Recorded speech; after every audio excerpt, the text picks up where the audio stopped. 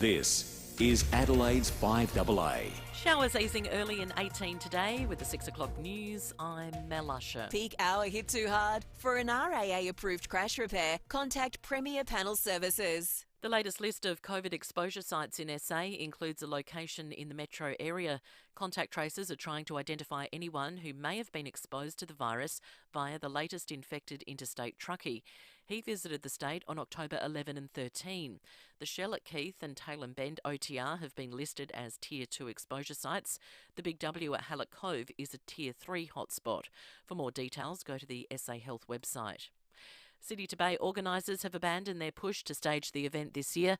After knocking back initial plans, SA Health were willing to have another look at staging the run, but race director Joe Stevens says unfortunately it's no longer viable. We thought about it, we did our sums, we sat down and we just thought by the time we finish it, it goes to SA Health. They read it in the next transition meeting. It doesn't give us enough time to put the event on, so the board decided it's not worth proceeding this year. The New South Wales Premier is expected to confirm travel between Sydney and regional areas will restart on the 25th of October, even if the state hits its next vaccination target sooner. Nine's Clinton Maynard is in Sydney. Monday was to be the day, should the 80% vaccination rate be reached this weekend, travel between Sydney and country areas would be allowed once again. Despite the roadmap that was agreed to, lower vaccination rates in some regions have prompted a rethink. Travel will be delayed until at least October 25. The aim is to give regional areas more time to catch up to Sydney's vaccination rates. However, Monday is likely to see other COVID rules adjusted, which are under the roadmap, including allowing 20 visitors to another home and the easing of mask rules in offices. The owners of Gold Coast theme park Dreamworld are suing the engineer who deemed the deadly Thunder River Rapids ride safe. 4 people were killed when the ride malfunctioned in 2016, just a day after Tom Polly certified it was safe. Ardent Leisure is now taking Supreme Court action against Polly, seeking damages for negligence and breach of contract. An international perfect storm of supply and demand and the pandemic could push the price of petrol to unprecedented levels in Australia. Macquarie Business School senior lecturer Lurian De Mello says it was only a matter of time. Demand has picked up a lot faster, and remember the times when oil prices crashed in 2020, there was a lot of demand that was destroyed. A lot of oil rigs went offline. An iconic Australian artwork by Pro Hart is going under the hammer. The 1965 oil painting of Ned Kelly, called The Crucifixion, was displayed in federal parliament before being returned to a private collection. Now to FIVEaa Sport. Save up to 15% on selected Asco cooking appliances at Adelaide Appliance Gallery, home of Mr Dishwasher. And it's good morning to Jace Kemp. And a very good morning to you, Mel. Daniel Talia has called time on his AFL career after 200 games with the Crows.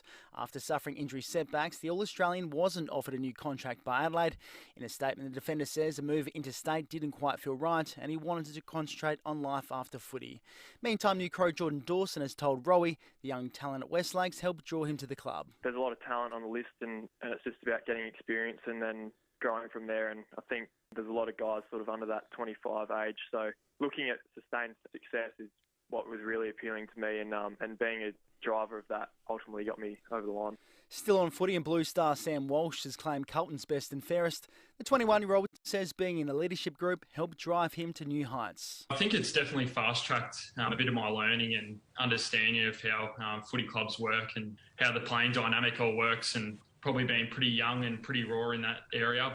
To cricket, and the Sydney Sixers have downed the Melbourne Stars by 6 wickets in the season opener of the Women's Big Bash. And finally, the Redback Sheffield Shield match against Queensland gets underway later this morning. And that's the FIVEaa Sport. Now the FIVEaa forecast. Head to Foodland, Drake's or IGA for Nutrimate, a new dog roll loaded with healthy nutrients. Heading for a top of 18 today with the showers easing early. Cloudy tomorrow 17, then Sunday cloudy 21. Right now it's 10 degrees. More news as it happens on FIVEaa. Need more living space or storage? Visit olympicindustries.com.au. Olympic Industries, built to last. You're listening to FIVEaa Breakfast. David Penberthy and Will Goodings. 6 after 6, good morning to you. Welcome to a FIVEaa Breakfast on this Friday morning. Wet Friday it is too. Seem to have a bit of that this week. Coming up on the show this morning, we'll be catching up with Jock Zonfrillo, celebrity MasterChef judge, used to run Iran here in Adelaide as well. Lots to talk to him about. Really looking forward to that chat. If you're a big Jock Zonfrillo fan, make sure you're around at 7 o'clock today. That's when he'll be joining us on the program. Phil Curry, as always, on a Friday morning. The climate debate continues to bubble along in Canberra. He'll bring us up to speed with the latest. We have, as close as we're ever going to get to royalty coming in this morning, the new governor of South Australia will be on the program after 8 o'clock. Cannot wait for that. I think it's going to be absolutely fascinating. Francis Adamson will join us just after 8:30, so make sure you tune in for that. And we're going to have a lot of fun over the course of the morning. David, I found myself to start the day just during news then, going down one path and then realising sometimes you've got to know your limitations. We're doing a chat before 7 o'clock with the Botanic Gardens people on the wisteria. Apparently the season's ending, and I started to bone up. I like to do some research for the show. Sometimes it shows, sometimes perhaps less so.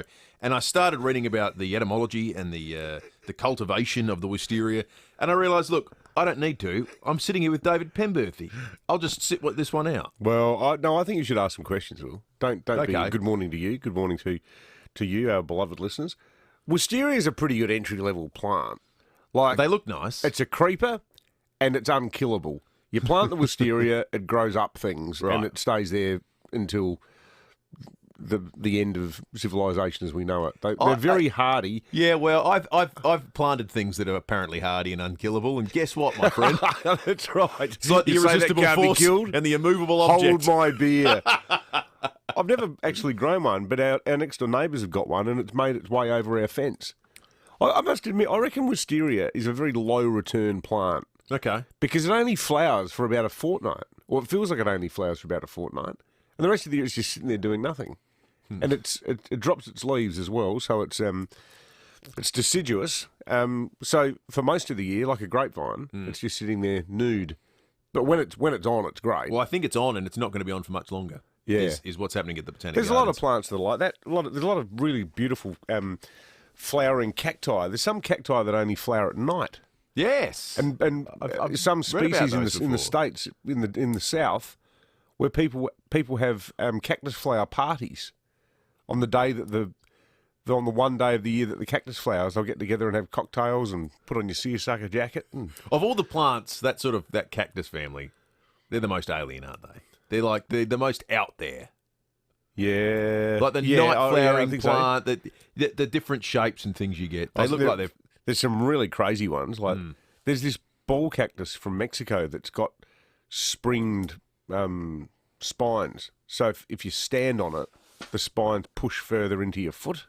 Oh. Evil. Nasty. Yeah, That's what I'm talking about. The wisteria doesn't do that to you. I got a whole bunch of San Pedros. I bought them off a woman on eBay, believe it or not. Not eBay, Gumtree. Down at Glenelg, drove down to a house, dug the entire plant out. Did you have your identity stolen? After our chat yesterday with Henrik Gout, I didn't. My parents, I got a message from both my parents saying when they moved out of their last house, they used Gumtree and they sold a whole bunch of stuff and it was all fine. But a year or so later, they realised both of their pictures and names were being used by other people on Gumtree to sell stuff. Yeah. Different accounts, but the names and the pictures, they basically similar thing of their identity stolen. And the one that these would be people who have clearly stolen stuff. Well, I don't. Possibly. Well, I can tell you one of them, and I kind of. Why would you pretend to be Graham Goodings if you're selling something? Well, this is the thing. It was Graham Goodings peddling like porn. Oh, really? So I just there's someone out there who's and your dad insists it wasn't him. Yeah, this was Mum telling the story. She's bought the whole thing. Yeah. But I just like the idea that there's someone. I mean, he would hate this idea, but I like the idea that there's someone out there who, at some point in time at home's gone, "Oh, honey, you remember that guy from TV, Graham Goodings? I've just been dealing with him on Gumtree. What did you buy? Oh, Big and Bouncy, Volume 6. Just bric-a-brac." Yeah, that's right. It is Meat Tray Friday day today, thanks to Chris and the gang and Hayden's Family Butcher. I hope, was your father listening to that, do you think? He would text if he was. All meant in the utmost jest, Graham. Oh, it's easy for me to laugh. It didn't happen to me. It happened to both of them. It happened to Mum as well. I don't know what her fake version was selling, but She didn't disclose that much. Oh, that's good. Now, the great people at Hayden's Family Butcher have been serving the Burnside community for over 30 years, famous for their quality cuts and delicious flavours, located in Burnside Village on Portrush Road. They do a cracking job. Do they ever? There was a really intriguing piece in the Tiser today that Paul Starrick's written, sourced from... The sourcing was the way it was written. I always love how people are sourced. You know, this is funny. people close to, the Premier or, a senior Liberal source. What you've got it open there. Yeah. It was like an elderly godfather. No, this is what it says. The second paragraph.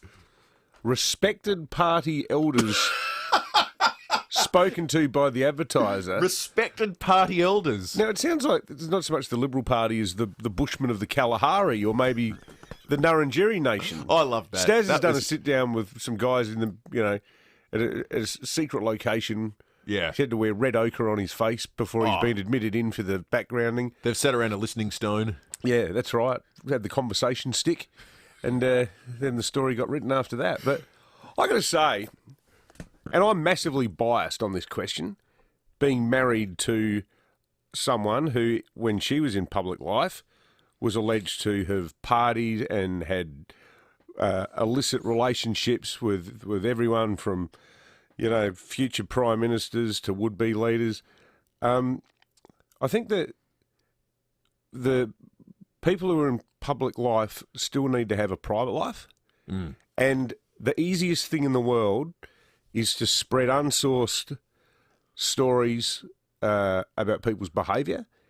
And it happens to women in politics a hell of a lot, but clearly it happens to men too. It's happened to Stephen Marshall this morning. Unless there's any sort of influence on his work capacity, although I do know that some people in the article seem to think that there is some impact. I really think, show us the evidence of any wrongdoing, yeah, or shut up. So the allegation is that he's partying too much. He's out there partying all the time. I can tell you, he was at Best of SA last night, which was a fantastic function, Adelaide Oval. It was one of 3 functions he had in the night.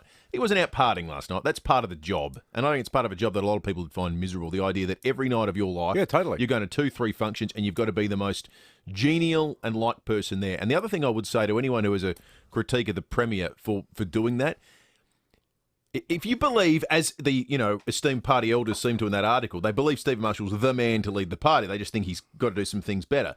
If he's your guy, I actually would suggest there's nothing he does better than turning up at those functions and speaking to large groups of people.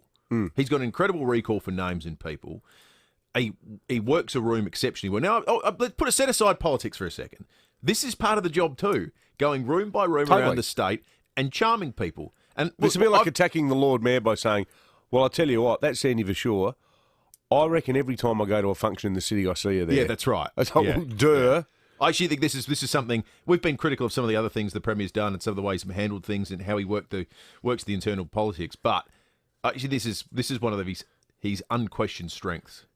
Yeah, and look, I think too, there's something vaguely hilarious about the new grouping that's home to Sam to look.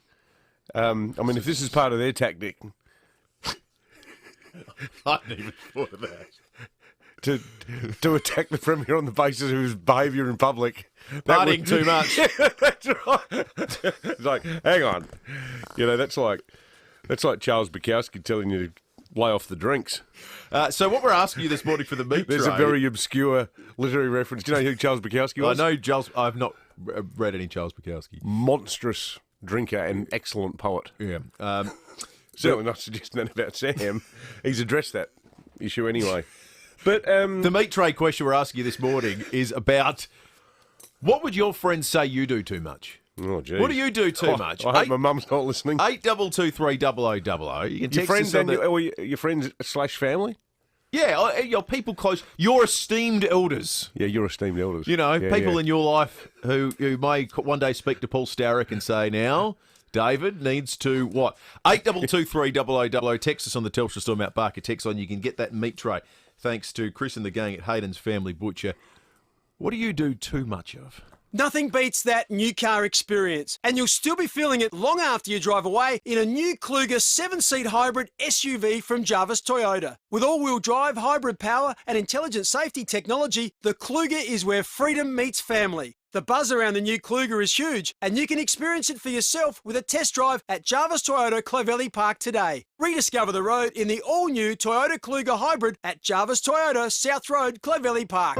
Proudly celebrating 20 years of great deals. The time is now. AC8 O'Connell brings new life to this landmark location. An opportunity to tell a new and unique story. A connected community with arts, culture, sport and entertainment on your doorstep. 2, 3 or 4-bedroom apartments with unparalleled views to the city, hills, coast and beyond. The long-awaited display suite is now open, showcasing the incredible lifestyle on offer at AC8 O'Connell. More than an address. AC8 O'Connell, North Adelaide. Home renovators have discovered the secret to updating the look and functionality of their homes. They found Phantom Screens. These things are great. Phantom Screens, custom-made retractable door screens, can be colour-matched to your existing decor and span up to 7 metres wide. They disappear out of sight when not in use. A screen that's there 1 minute and then, hey presto, gone the next. Phantom's door screens stop the flies and the mozzies, not the view or ventilation. If you want uninterrupted views and natural ventilation combined with protection from insects, they call that, David, the best of both worlds. They do. Then you want Phantom Screens. Keep those pesky insects out from the hills to the coast and everywhere in between. Let the fresh air in, and it's fresh air time, isn't it? It is. You know, think about the coming few days of warmth. It's going to be beautiful. You need a Phantom Screen. If you haven't got one, well, you're kidding yourself. Get inspired online at phantomscreens.com.au. South Australia's public hospitals are at breaking point. Doctors are grappling with excessive workloads and high levels of fatigue in an under-resourced system that's struggling to meet patient demand. And that's before any COVID impact after the borders open. Our doctors need a safe workplace with the time and resources to safely care for you and your loved ones. Tell Premier Marshall it's time to care for our doctors and for the health of all South Australians. Authorised by Dr. Laura Willington, South Australian Salaried Medical Officers, Adelaide. Hello, Frank Walker from National Tiles. For professional tilers, National Tiles stocks the world's best brands of adhesives, grouts, silicons, tools, levelling and pedestal systems. Yes, the world's leading brands including Marpay, MaxiSeal, Sigma, Raimondi, Clippert and more. So if you're a professional tiler who demands the very best in adhesives, tools and other accessories, you must, absolutely must check out the amazing range at National Tiles now. National Tiles, #1 with all the very best professional tilers. You can trust 9 News is live and local. Weeknights at 5, nightly at 6. 9 News.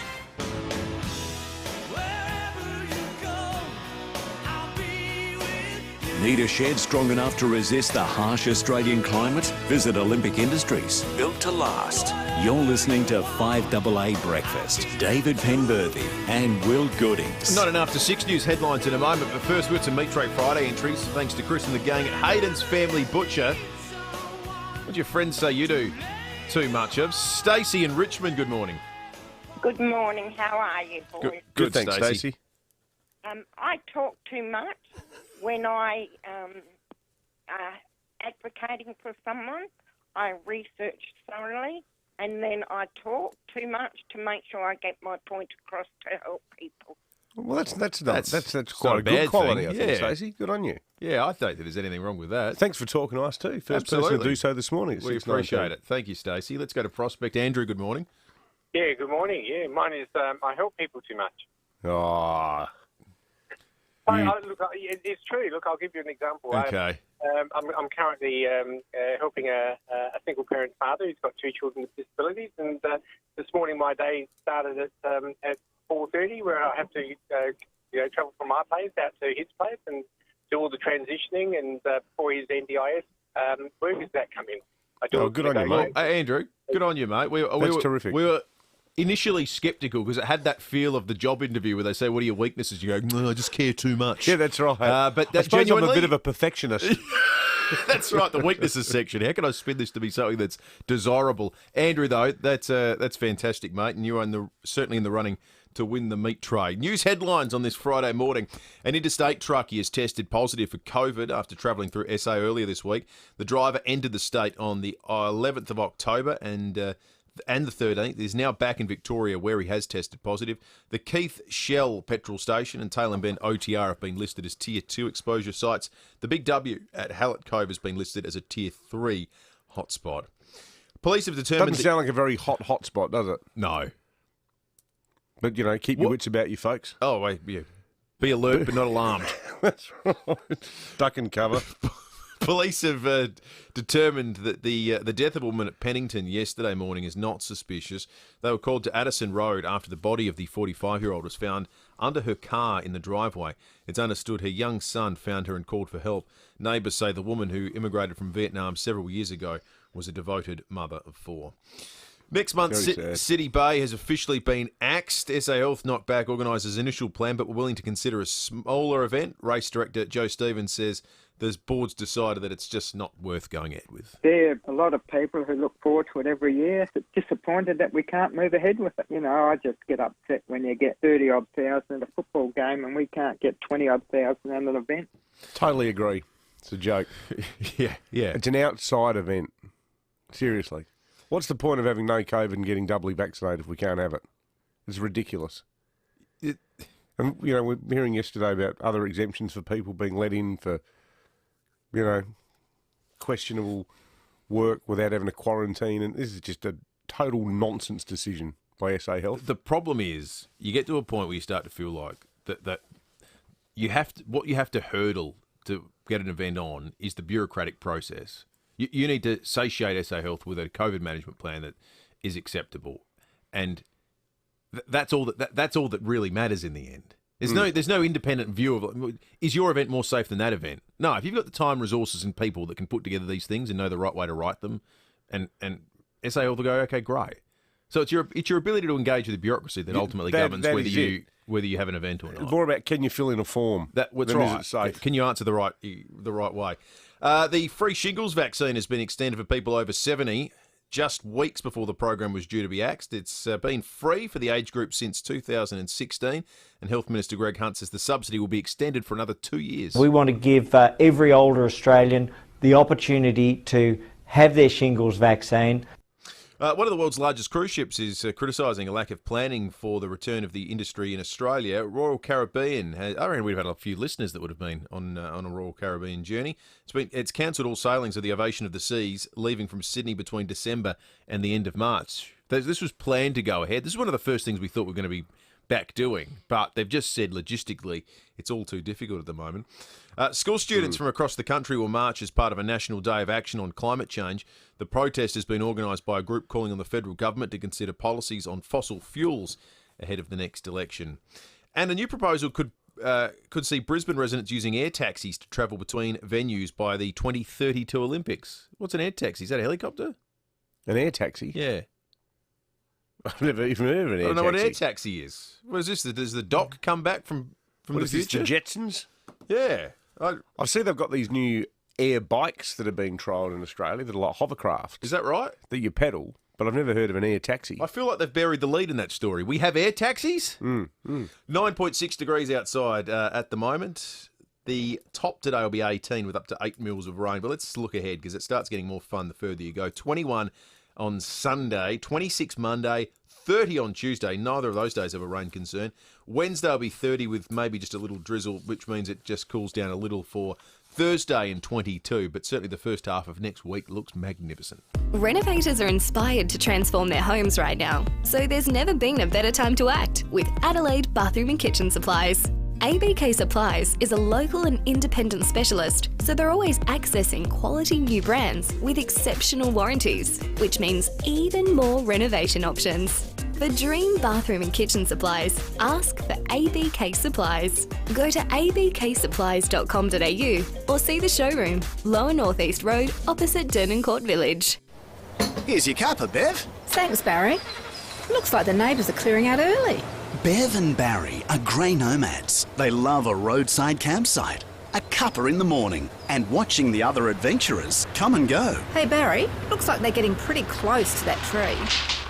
Oh, they'll need to visit Walker Crash Repairs, Bev. You can always relax on the road with Walker Crash Repairs, an RAA-approved crash repairer for caravans and cars. As we get older, we want to be able to enjoy a better life, and perhaps most importantly, want to be able to enjoy it in our own home. So, if you or a loved one needs some help to enjoy a better life at home, Southern Cross Care is here for you with their home care services. Led by qualified and compassionate health professionals, their home care services will help you take care of yourself, your health, your home and your garden.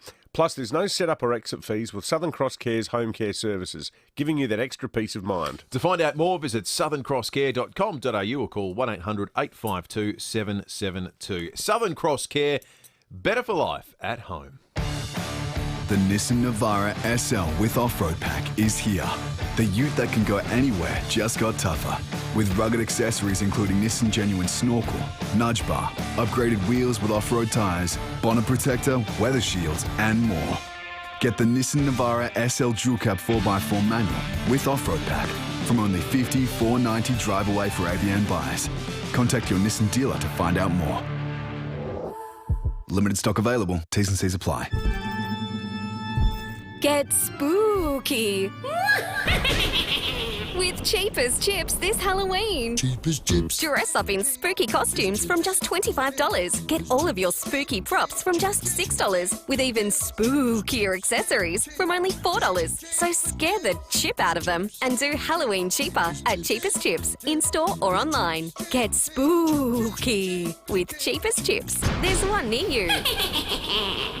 Lawless, the termite people. Yes, Lawless are still the termite people, celebrating over 78 years in pest control. For termite or other pest problems, call Lawless on 8443 9636 or online at lawlerpestcontrol.com.au for really good information on all pests. Call Lawless, the people you can trust, on 8443 9636 for a free survey and quote. That's 8443 9636. Lawless, the termite people.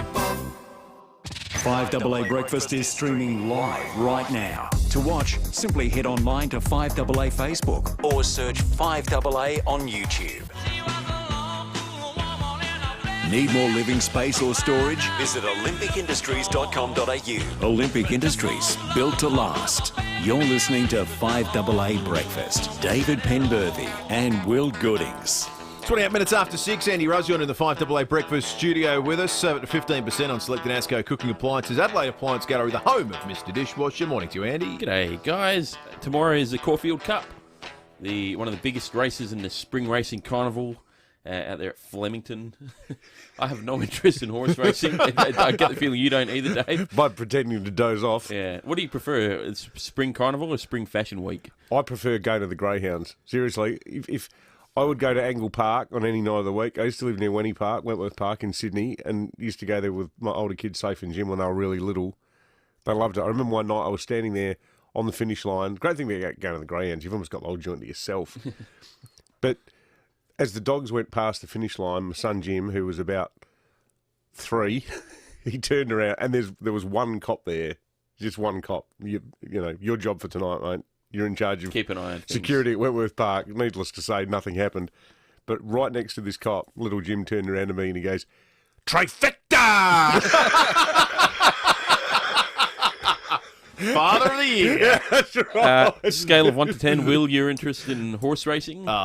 2. Yeah, I'm not a big fan. But people love it, and people love it at this time of year more than any other time. There is a clear favourite for the Caulfield Cup tomorrow, a horse called Incentivize, who, get this, last 6 races, 6 wins.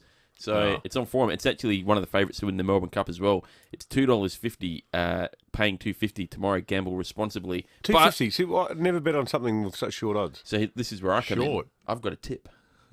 Oh, excellent. A real tip. With a couple of caveats. I'm looking. Yes, excellent. Caveat number 1, I have no knowledge of horse racing. Good. As much as you guys. Yes. But something jumped out at me about horse number 6 tomorrow, Celino. Okay. Now, let me tell you the odds. 101 to 1. Yeah. It is the outsider. Yeah, I guess that by 800 to 1 to 1. Is it a 3-legged rocking horse? I just got a feeling about it. The name 100 to 1. See, I reckon I always try to look for things that are paying between 8 and 15 to 1. See, I reckon I can just see. And it hardly ever works. I can see the Sunday front page of the Sunday Herald Sun talking about this miracle horse that out of nowhere won, Celino, and I'm going to come in on Monday morning I put $2 on it with $200, and anyone that goes with me on this is going to be rich next week, and we.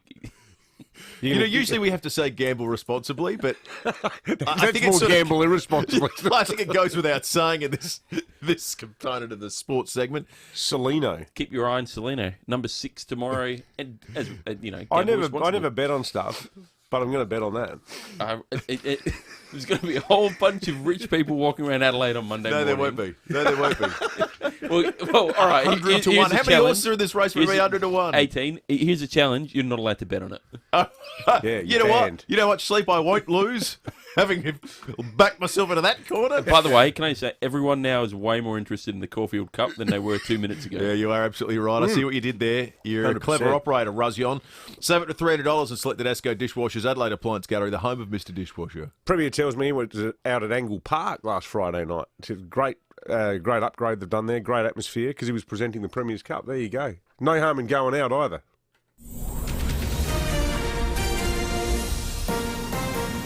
This is Adelaide's 5AA. Showers easing early and 18 today with the 6:30 news. I'm Mel Usher.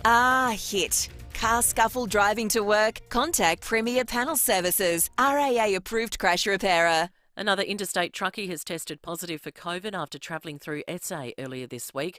The driver entered our state on October 11 and 13 and is now back in Victoria. Tier 2 exposure sites include the Shell at Keith and the OTR at Tailem Bend, while the Big W at Hallett Cove Shopping Centre is listed as a Tier 3 hotspot. Regional areas in New South Wales are being given more time to increase COVID vaccination rates before opening to travellers from Sydney. It's expected travel won't be allowed until at least the 25th of October, even if they reach 80% full vaccination coverage this weekend. Peter Rutherford from the Rural Doctors Association of Australia says people in regional areas haven't been given the same access to vaccines as Sydney residents. Our members are starting to report that, vaccine appointments are starting to free up. So if people have got their, a first appointment, in a couple of weeks. As the pandemic continues, we've slackened off when it comes to hygiene. There's been a 15% decrease in the number of times Australians wash or sanitise their hands a day compared to the same time last year. And according to the research commissioned by the Food Safety Information Council, there is still a hand-washing difference between the sexes, with women washing their hands an average of 7.6 times a day and men only 5.9 times. Prince William has taken a veiled swipe at Jeff Bezos and Richard Branson and their space tourism endeavours. The future king says with the environmental problems facing Earth, we need to concentrate our efforts on this planet. We are seeing a rise in climate anxiety. Young people now are growing up where their futures are basically being threatened the whole time. It's very unnerving and it's very anxiety making. We need some of the world's greatest brains and minds fixed on trying to repair this planet, not trying to find the next place to go and live. A protest in the Lebanon capital of Beirut has turned deadly. Nine's Carrie-Anne Greenbank reports. At least 6 people have been killed and more than a dozen injured in violent clashes in Beirut, armed men spraying the streets of Lebanon's capital with gunfire. The violence started at a Hezbollah-backed protest calling for the removal of the judge investigating last year's catastrophic port blast. The country's interior minister says snipers on rooftops fired at protesters. Authorities in Norway say this week's bow and arrow attack, which killed 5 people, appears to be an act of terrorism. A 37-year-old Danish citizen has been detained over the attack.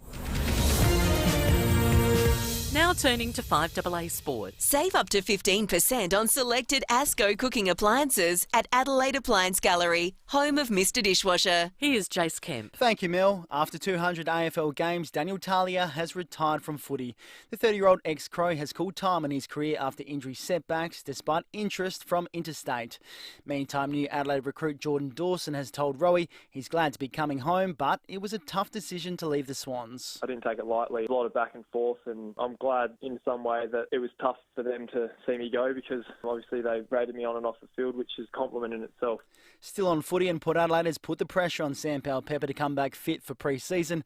Power footy boss Chris Davies has urged the 23-year-old to take the reins on his AFL career. When they come back, the guys are generally in the right headspace to come back, and I think Sam's got a fantastic chance in front of him to to really press home an AFL career. To racing, and Australia's richest horse race, the Everest, will be run in Sydney tomorrow. Top local hope G-Tra has drawn barrier 1. Part owner Simon Charlton has told Rowie he's confident that Gelding can win the $15 million race. Very confident, mate, to be honest with you. We spoke last year and we had a pretty good prep going in last year, but this year's just been a completely different prep and a lot better, to be brutally honest. And finally, the women's Big Bash, Alyssa Healy has guided the Sydney Sixers to a 6-wicket win over the Melbourne Stars. And that's the 5AA Sport. Now the 5AA forecast. Head to Foodland, Drake's or IGA for Nutrimate, a new dog roll loaded with healthy nutrients. Showers easing early today, heading for a top of 18. The weekend, cloudy tomorrow, 17. Sunday, cloudy and 21. Right now, it's 10 degrees. More news as it happens on 5AA. Need a shed strong enough to resist the harsh Australian climate? Visit Olympic Industries, built to last. You're listening to 5AA Breakfast. David Penberthy and Will Goodings. 23 minutes to 7. We've got royalty coming up on the program this morning, or as close as we're probably going to get to it here in Adelaide.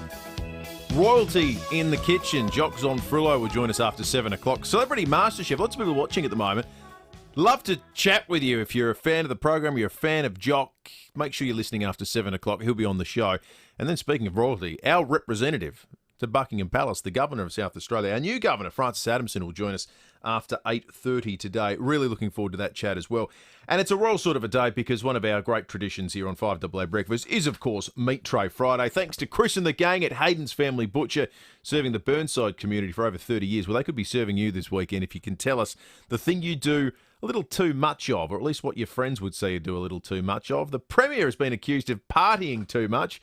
Rhett in Ottawa, what are you accused of doing too much of? Yeah, g'day, mate. Been a furniture removalist, living in bakeries most of my life. All my mates called me Pepper Pie for about 10 years. Half of them didn't even know what my name was. How many pepper pies did you have in that time, do you reckon? Oh, mate, I can tell you what, I would have had thousands. Whether it be Mount Pleasant, whether it be Port Wakefield, whether it be Yankalilla, mate, I'll down them all. Is it only pepper, Rhett? It's basically only pepper, mate. I just love it. Really? Well, I like that one. That's good. Pepper pie, you're officially in the running. Thank you. I'm more steak, cheese and bacon. Yeah. I see a steak, cheese and bacon pie, I'm in. Okay. Graham in Tennyson, good morning. Hey, boys. I've got a serious issue about what I do too much of. I might have to see a psychiatrist about it, to be quite frank with you. I listen to 5AA too much. No such thing, Graham. No, and that app you bought out, that's the worst thing for an addict like myself. Have you sent you one of those survey books, mate? Yeah, I'll go to the pub and if something interesting comes on, I'll just switch off to any conversation I have and start listening to 5AA. It's a serious issue. You're a man of obvious taste, Graham. That's an addiction we encourage. Yeah, I was going to say, it may be an affliction, but I would just like it had a bit more of a spreadability. Yeah, tell your friends. What do they call it? The replica rate of COVID? It's about a 1.5. That's safe. Yeah. We want this to be exponential growth, That's Graham. what we want. We want one of those graphs. Hang out in public places listening to the app. Exactly. Dave in South Brighton, good morning. Yeah, how you going, guys? Yeah, mine's a pretty similar sort of thing. My mates call me 5AA Dave because I'm always ringing up the radio station to give my opinions on different stuff. So goes back to Amanda Blair's day and days like that. That's how long I've been ringing up. Good old In fact, Amanda. I saw her the other day. Yeah, I even got an invite to Amanda Blair's farewell party at the station when she left. Oh, really? So you're basically a contributor, Dave, not just a caller. Oh, mate, 5AA Dave, they call me. Well, 5AA Dave, That's you excellent. too are in the running to win the meat tray this morning, 8223 We should get us some texts, because there's some real confessions coming through on the Telstra Stormont Barker text line. I'm not sure if you'd count this as a confession, but someone's just texted through their betting slip. They've put $26 on... no, not $26. They've put $1 on Celino to place in the Caulfield Cup, inspired by Andy's hot tip. There's one here correcting us, saying the Caulfield Cup is run at Caulfield, not Flemington. Quite a few about the Meat Tray Friday topic as well. Harry from Golden Grove says, I procrastinate too much. They call me half the job Harry. Robin Clearview says, guys, my friends say I tell way too many dad jokes, like I hate Russian dolls, they're so full of themselves, and I rotated everything in my garden 180 degrees and it's now in landscape mode. Sue says, gee, boys, I was holding my breath waiting for you to come to the point with the meat tray question before I fed my cats. My face is now purple and my cats have died. That's from Sue. Sad news, Sue. Our thoughts are, of course, with the cats. And Joe, tapping into a rich vein of Adelaide cross-dressing here, says, my friends say I wear my wife's clothes too much. What can I say? I'm a man of style. Whatever makes you feel comfortable, Joe. Whatever bakes your potato. Exactly right. No judgment here. Raymond in Salisbury's on the line. Morning, Raymond. Morning, guys. How are you? Sorry, I'm just having a chuckle at the last one, the wife's clothes. I like that. Yeah, whatever gets you through the night. Now, you've got a Meat Tray Friday entry for us, Raymond, but also a bit of a traffic update. Okay, so corner of Salisbury Highway and Kings Road, normally 2 turning lanes there for traffic turning right onto Kings Road. Down to 1 lane at the moment, bit of a flood in the corner, and they're pumping it out by the look of it. Yeah, well, that's good advice. Thanks, mate. Thank you. And you've got a Meat Tray Friday. Well, I don't think I do too much of it, but a lot of people tend to accuse me of fishing too much and buying too much fishing tackle. How much is too much? How often would you be out fishing? Well, if I could go out twice a week, it'd be good, but, generally try to get at least once, but sometimes twice. That's not too bad, I think. Is it? Once a week? I tend to agree, yeah. And anybody who says different, you don't need negativity in your life, so I try to stay away from people like that. Oh, Raymond. Good man. I tell you, be cheering you on, mate. Matt Abraham. Yep. He's definitely once a week. I love fishing. I used to fish all the time when I was a kid. All the time. Then one day I just got out of the routine and the habit and stopped. But my idea of fishing involves going to Sam Tess. I don't know. I just don't like all the hooking and tying knots and getting them off the hook. Yeah. We caught a squid on KI and we ate it. It was absolutely superb. Squid's so good when you don't wash it at all in water, when you just have it. Right. You just prepare it. I knew this would end up in a recipe. It makes it taste totally different. Yes. It's so sweet. But I sort of feel a bit sorry for the squid. Yeah. I mean, not when I'm eating it, not when I buy them when they're just lying there, but when it's live, and they've got those baleful eyes. Squid's eyes, they've got a way of looking into your soul. It's like, what are you doing this for? Yeah, well. Which is, not what's going through your head when you're having some, frito misto. Yeah. Batters tends to be a good barrier to, for moral guilt. questions. Yeah, that's right. That's right. 17 to 7, let's check traffic thanks to BMW, Glenelg BMW, because if yours is due for a service, what you should do, book it today at Glenelg BMW on Brighton Road. At Waterloo Corner, lower your speed on the north-south motorway near the Northern Expressway for rain. It's wet and windy out there, so dry to the conditions. Starting to pick up city-bound Salisbury Highway between Aldersmith Road West to the Port Wakefield overpass due to works. And be sure to check your speed Anzac Highway, Ashford. Amart Furniture's mid-season sale is on now. Save up to 50% off a huge range of lounges and bedroom furniture. It's for a limited time only, so you'd better hurry. Shop with Amart today. Adelaide's most accurate traffic on 5AA. There's no blueprints to your new custom-built Beechwood home. Well, not yet anyway. But together with Beechwood, it won't take long to turn your ideas into sketches, then drawings, and finally a home you can live a beautiful life in. That's the really exciting thing about building with Beechwood Homes. They'll build the home you want. So collect your thoughts, your ideas, your Pinterest boards, whatever, and let's talk. Because life's good. It's even better in a Beechwood home. No one likes to wait, especially if you're waiting for something really amazing, like a new Mazda. Lucky, you won't have to wait too long at Mawson Lakes Mazda. Right now, you'll find new stock and demos right across the range, which means there's no compromise. You'll get everything you want and love in your new Mazda. Get behind the wheel of your dream Mazda sooner. Mawson Lakes Mazda, just a short drive from the city. Bonus local delivery on Australian-made mattresses now at Harvey Norman when you spend over $999. Plus 60 months interest-free. No deposit, no interest with 60 equal monthly payments on participating Latitude credit cards and receive a bonus gift card up to $500. New customers must apply in-store or online and be approved for a Latitude Go MasterCard. Minimum finance $1,000. Interest applies if you do not comply with T's and C's. Fees exclusions apply. Delivery within 25-kilometre radius. Bonus local delivery on Australian-made mattresses now at Harvey Norman. Go! We have to talk. Okay, you're just my lawn, but I'm all ears. Yeah, see, that's your attitude right there. Yes, I'm a lawn, but I have needs. Oh, come on. I mow, I water. You do, but for a barefoot lawn all summer, I need weed and feed. Whoa. I'm a busy woman. Give me weed and feed, and I'll let you walk all over me. Is your lawn barefoot ready? It takes more than mowing and watering. It takes Yates Weed and Feed. You can trust 9 News is live and local. Weeknights at 5, nightly at 6. 9 News.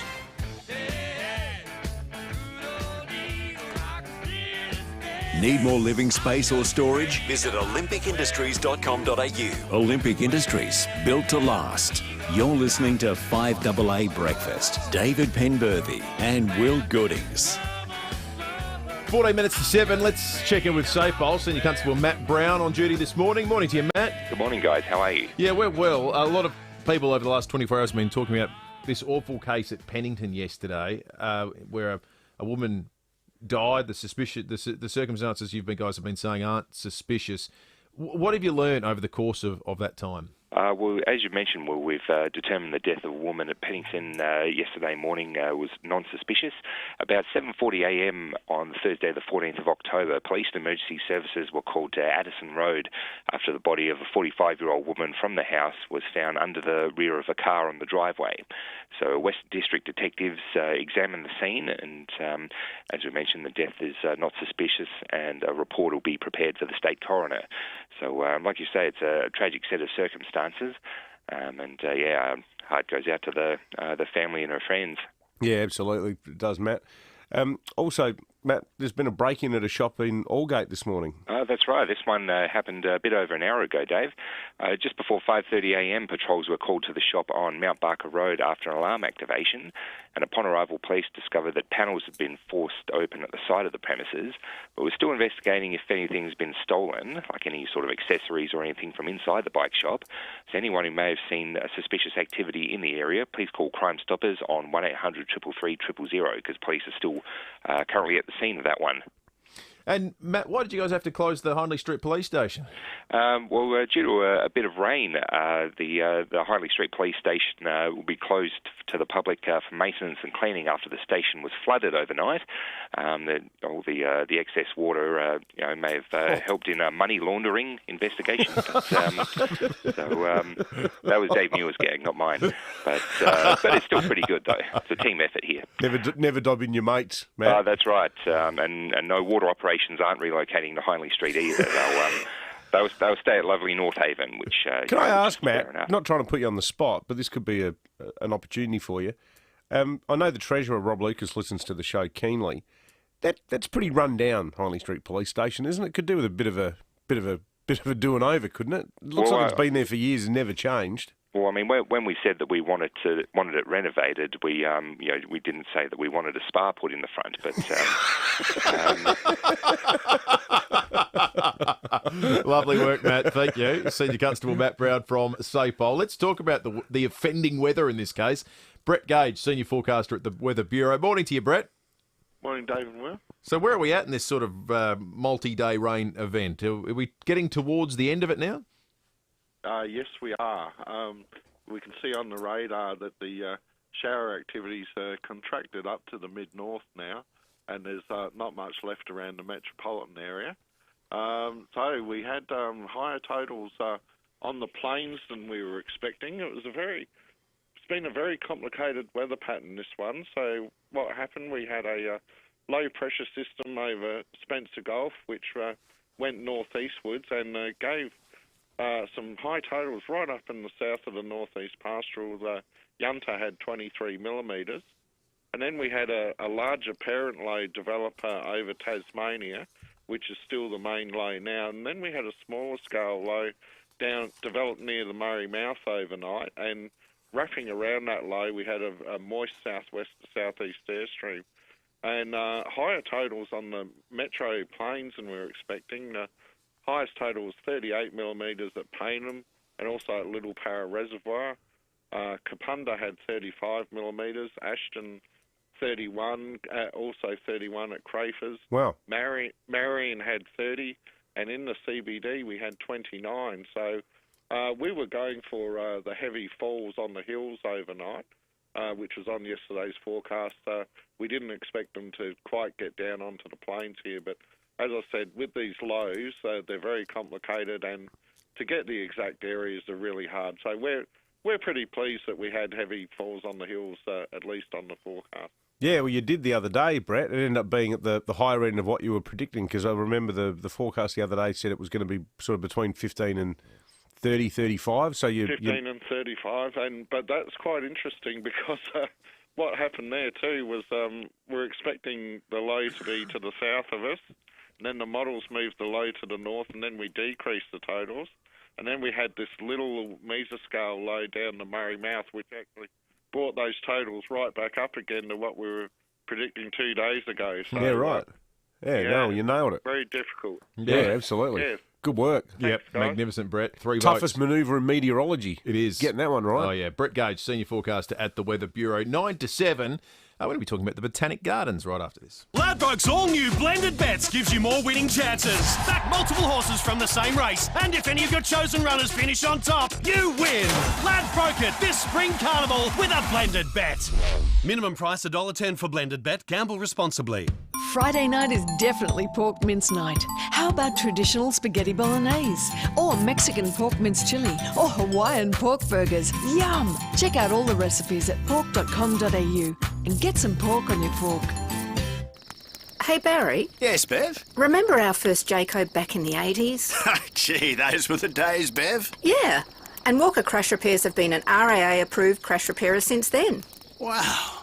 That's 35 years. Yeah, and now they're also an RAA approved caravan crash repairer. Well, that's because they do such a good job, Bev. You can always relax on the road with Walker Crash Repairs, an RAA approved crash repairer for caravans and cars. Hi, it's Jane Riley. ACH Group has always believed that growing older is about a journey, not a destination. It's just one of the reasons why ACH Group is recognised as a leading not-for-profit aged care provider in South Australia. ACH Group has a huge range of services that can support you to live a good life with as much or as little help as you need, at home, in a retirement community or in residential care. Visit achgroup.org.au. Good lives for older people. I'm Kathy Nagel, the Chief Executive of Western Hospital Henley Beach. Western Hospital GP Clinic is currently running our FluVax clinic. Book online for an appointment which suits your needs. Our GP practice offers individualised care in a modern clinic with appointments which ensure your concerns are heard. You're also welcome to utilise all of the services of our hospital without having to travel anywhere else. Western Hospital, your hospital that cares. For more information, visit westernhospital.com.au. 5AA Breakfast is streaming live right now. To watch, simply head online to 5AA Facebook or search 5AA on YouTube. Need a shed strong enough to resist the harsh Australian climate? Visit Olympic Industries, built to last. You're listening to 5AA Breakfast. David Penberthy and Will Goodings.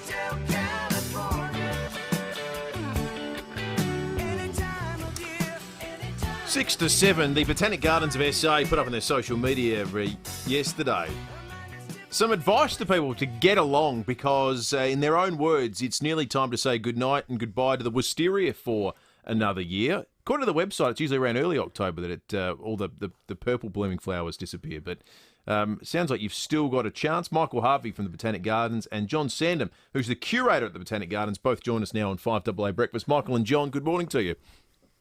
Good morning, Dave and Will. Great to catch up with you again, Michael, and have you on the show for the first time, I believe, John. But I was saying earlier at the start of the show, my neighbours have got a lovely wisteria that's crept over our fence, as wisterias tend to do. Tell us about the one at the Botanic Gardens. It's much more majestic than the little overhang I've got. Well, no, we just planted a few varieties that were blue and purple and white, and the white one called Jayco came into flower exceptionally early, but they've been magnificent, and the scent as well has pervaded over the gardens. But unfortunately, the weather that we've encountered means that if you come this weekend, there's still a few beautiful blooms, but it's not the fantastic show that it was. Now, correct me if I'm wrong, but wisteria are deciduous, aren't they? They drop their leaves and then they green up again in winter, but they don't flower for long, do they? They certainly do, and they have a flowering period of about 2 to 3 weeks, depending on the weather. If we have a lot of rain, like we've just been discussing, that affects the flowers. If we have a dry period, they tend to keep their flowers intact a little bit longer. They look a bit like grapevines, don't they? Yeah, well, they're climbers, so I won't that take up a whole day. But climbers fight for light. The thing about plants is they're fighting for light all the time, and they're. But if people want to come to the garden, we've got a wonderful display of roses that's coming into bloom in the International Rose Garden, and it's just going to be fantastic, massive bloom and scent. And even we've got new labels on our plants there that are going to indicate the type of scent from 1 star to 3. And also the sunken gardens coming into its beauty now, and it's got wonderful flowering cistus. So that's the rock roses, there's ceanothus, phlomis. So there's plenty of wonderful, an array of flowers for people to see. Do you guys see any evidence of shifting in seasons in plants, like maybe like the wisteria, or maybe there's some other better version of it, where once upon a time it wasn't going to be good for viewing, or it wasn't going to be as flourishing and thriving as it is at different times now? Oh, look, the seasons change from year to year. I think there is climate change, but we won't get into that. But the jacaranda tree is something that you media guys get in contact with us every year. But is it early? Is it late? Every year is slightly different, and plants, because they're responding to temperature and light, respond to the seasons as well. So there is a variant. There's not a set. You can't just say on this day something will be in flower. It's all organic. A question to you, Michael. Have you found that, I know you're just sort of still settling into the job. I think we had you in the studio about 2 months ago, not long after you started in the role, coming over from Sydney. But has the Botanic Gardens had any uptick in patronage as a result of COVID? Look, it's interesting. What we've seen is that in central Adelaide, there are actually fewer people coming into the CBD. You've got people working from home now and things like that. So the Adelaide Botanic Gardens, visitation tends to respond to special events, but it is down a bit. But our visitation then to the gardens out in the suburbs, in Matunga, at Blackwood and at Mount Lofty, is actually up. Yeah, right. So it sounds like you may have been a victim of the smaller city population, big events like WOMAD and what have you being cancelled or scaled back, as WOMAD was. But yeah, I think that's right. And it's also, coming to your point about changing seasons and changing floral collections, one of the things I've noticed in visiting all 3 of the sites, and it's not noticed, it's part of the way the sites were designed, but there's very distinctly different types of flora at each one, because actually the microclimate at Mount Lofty, I've noticed when you go up to Mount Lofty, there's a number of degrees difference in the climate, and you see a different floral mix. And the same thing is true at Watunga, where you've got a South African collection and a very different set of flora again. So even within a city of Adelaide size, you've got these very, very different types of plant mixes.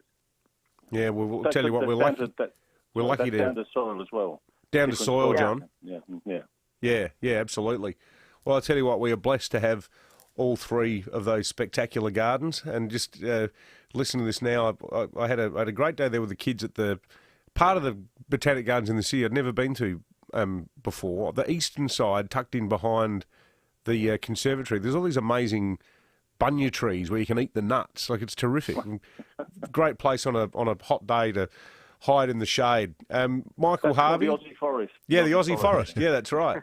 Michael Harvey and John Sandham from the Botanic Gardens, thanks for joining us this morning on 5AA. Pleasure. It's very clever, the events and things they put on there now. Everything from the... for something like the Illuminate Festival, the light display they had on there was just spectacular. The other thing that's good about the gardens, and as I said, I love all 3, but I reckon some of the architecture at the city, like the botany house with all the seeds and those beautiful old timber drawers, but the cactus building as well is sensational. That cactus garden, it's so good. Such an amazing collection. Yeah, it's a beautiful spot. All right, it's 7 o'clock, 5AA News on the way. Jocks on Frillo will join us in just a moment. Online, on DAB Digital Radio and on 1395 AM. Talking Adelaide. This is Adelaide's 5AA. Showers easing early, 18 today. With the 7 o'clock news, I'm Mel Usher. Peak hour hit too hard? For an RAA-approved crash repair, contact Premier Panel Services. SA Health have identified new exposure sites linked to a COVID-infected interstate truckie. The driver entered SA on October 11 and 13 and is now back in Victoria where he tested positive. The Shell petrol station at Keith and the Tailem Bend OTR have been listed as Tier 2 sites, while the Big W at Hallett Cove is a Tier 3. All the details are on the SA Health website. In the case of an on-again, off-again event, next month's City to Bay has officially been axed. SA Health knocked back organisers' initial plan, but were willing to reconsider a smaller event. Race Director Joe Stevens says the board's decided it's not worth proceeding. There are a lot of people who look forward to it every year. It's disappointed that we can't move ahead with it. You know, I just get upset when you get 30-odd thousand at a football game and we can't get 20-odd thousand at an event. Regional travel will not restart for Sydney residents until the 1st of November. Officials met yesterday to discuss whether regional trips should be delayed due to concerns about lower vaccination rates in some areas. It was due to be included in the freedoms unlocked at 80% fully vaccinated, a target which could be met this weekend.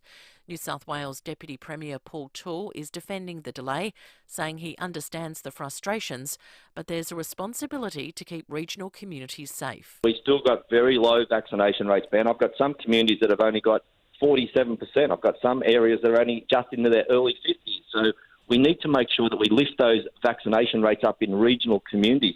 The free shingles vaccine has been extended for people over 70 just weeks before the program was due to be axed. It's been free for the age group since 2016.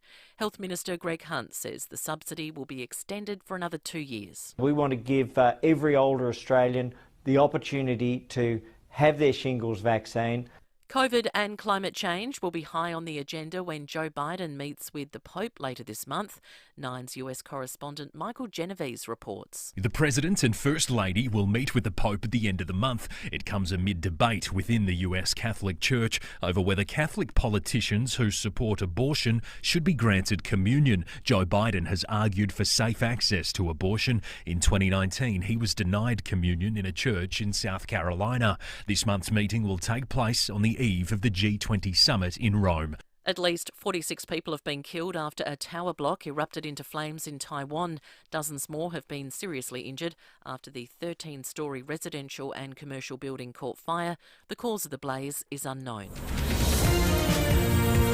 Now turning to 5AA Sport. Save up to 15% on selected Asco cooking appliances at Adelaide Appliance Gallery, home of Mr Dishwasher. It's over to Jace Kemp. Thank you, Mel. After 200 AFL games, Daniel Talia has decided to hang up the boots. The 30-year-old ex-Crow has retired after injury setbacks despite interest from interstate. Meantime, new Adelaide recruit Jordan Dawson has told Rowie he's looking forward to spending more time in the midfield next season. Staying up on the wing and going inside mid a bit more as well. That's sort of where they see me, and I'm definitely more than happy playing up there. I think I play my best footy sort of through the mid and sort of attacking side. Still on footy, and Sam Walsh has won Carlton's best and fairest. Meanwhile, AFL player manager Colin Young says footballers will need to be double vaxxed to continue their seasons. The nation knows that if you don't get vaxxed, you won't be on a plane, you won't be allowed to, enter a stadium. So I'm pretty sure that, if you want to continue playing football, you'll need to get vaxxed. To cricket, and the Redbacks return to action this morning against Queensland in the Sheffield Shield. And finally, Sydney's expecting their biggest sporting crown since June, when 10,000 fans flock to Randwick tomorrow for the Everest. And that's the 5AA Sport. Now checking 5AA traffic. Is your BMW due for a service? Then book your service today at Glenelg BMW on Brighton Road. At Waterloo Corner, lower your speed on the north-south motorway near the Northern Expressway for rain. It is wet and windy out there, so make sure you're driving to the conditions. At Maylands, expect delays on Portrush Road at McGill Road for the intersection upgrade. It's starting to pick up city-bound Salisbury Highway between Eldersmith Road West to the Port Wakefield overpass, and that's due to works there. So then slow down for a speed camera at Anzac Highway, Ashford. It's time to roll up and get vaccinated. Get the facts and book your appointment at covidvaccine.sa.gov.au. Adelaide's most accurate traffic on 5AA. Now the 5AA forecast. Head to Foodland, Drake's or IGA for Nutrimate, a new dog roll loaded with healthy nutrients. The showers will ease early today, heading for a top of 18, 17 tomorrow and cloudy, then up to 21 on Sunday. Right now it's 10 degrees. More news as it happens on 5AA.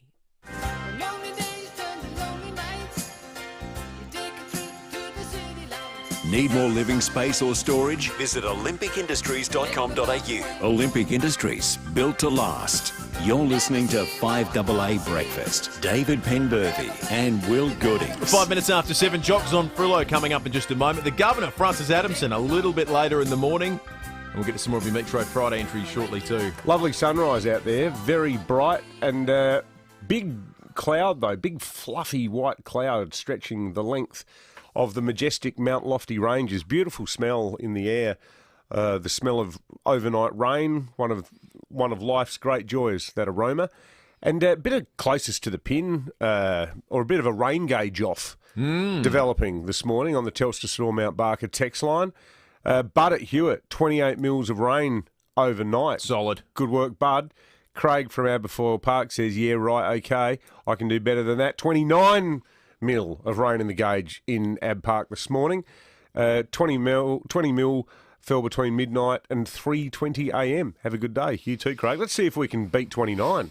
Send us your rain gauge readings, folks. We'll read absolutely. them out. 0448081395. That's the Telstra Store Mount Barker text line. It's a bit of one-upmanship in reverse when it comes to talking about unemployment figures. They came out yesterday, and South Australia is now the only state with a jobless rate above 5%. We have the nation's worst unemployment figures. Here's the Employment Minister, David Bizzoni. The unemployment figures from all of the states are very close together. We have delivered more jobs since COVID than South Australia had before COVID. The New South Wales Victorian economy are much bigger economies. Here, we've been steady as she goes. We've been slowly recovering from COVID. We've seen the second fastest growth in jobs this year in the nation, and our economy is growing faster than any other state in the country. Comparing states with regard to the unemployment rate in the last 18 months has been totally foolish.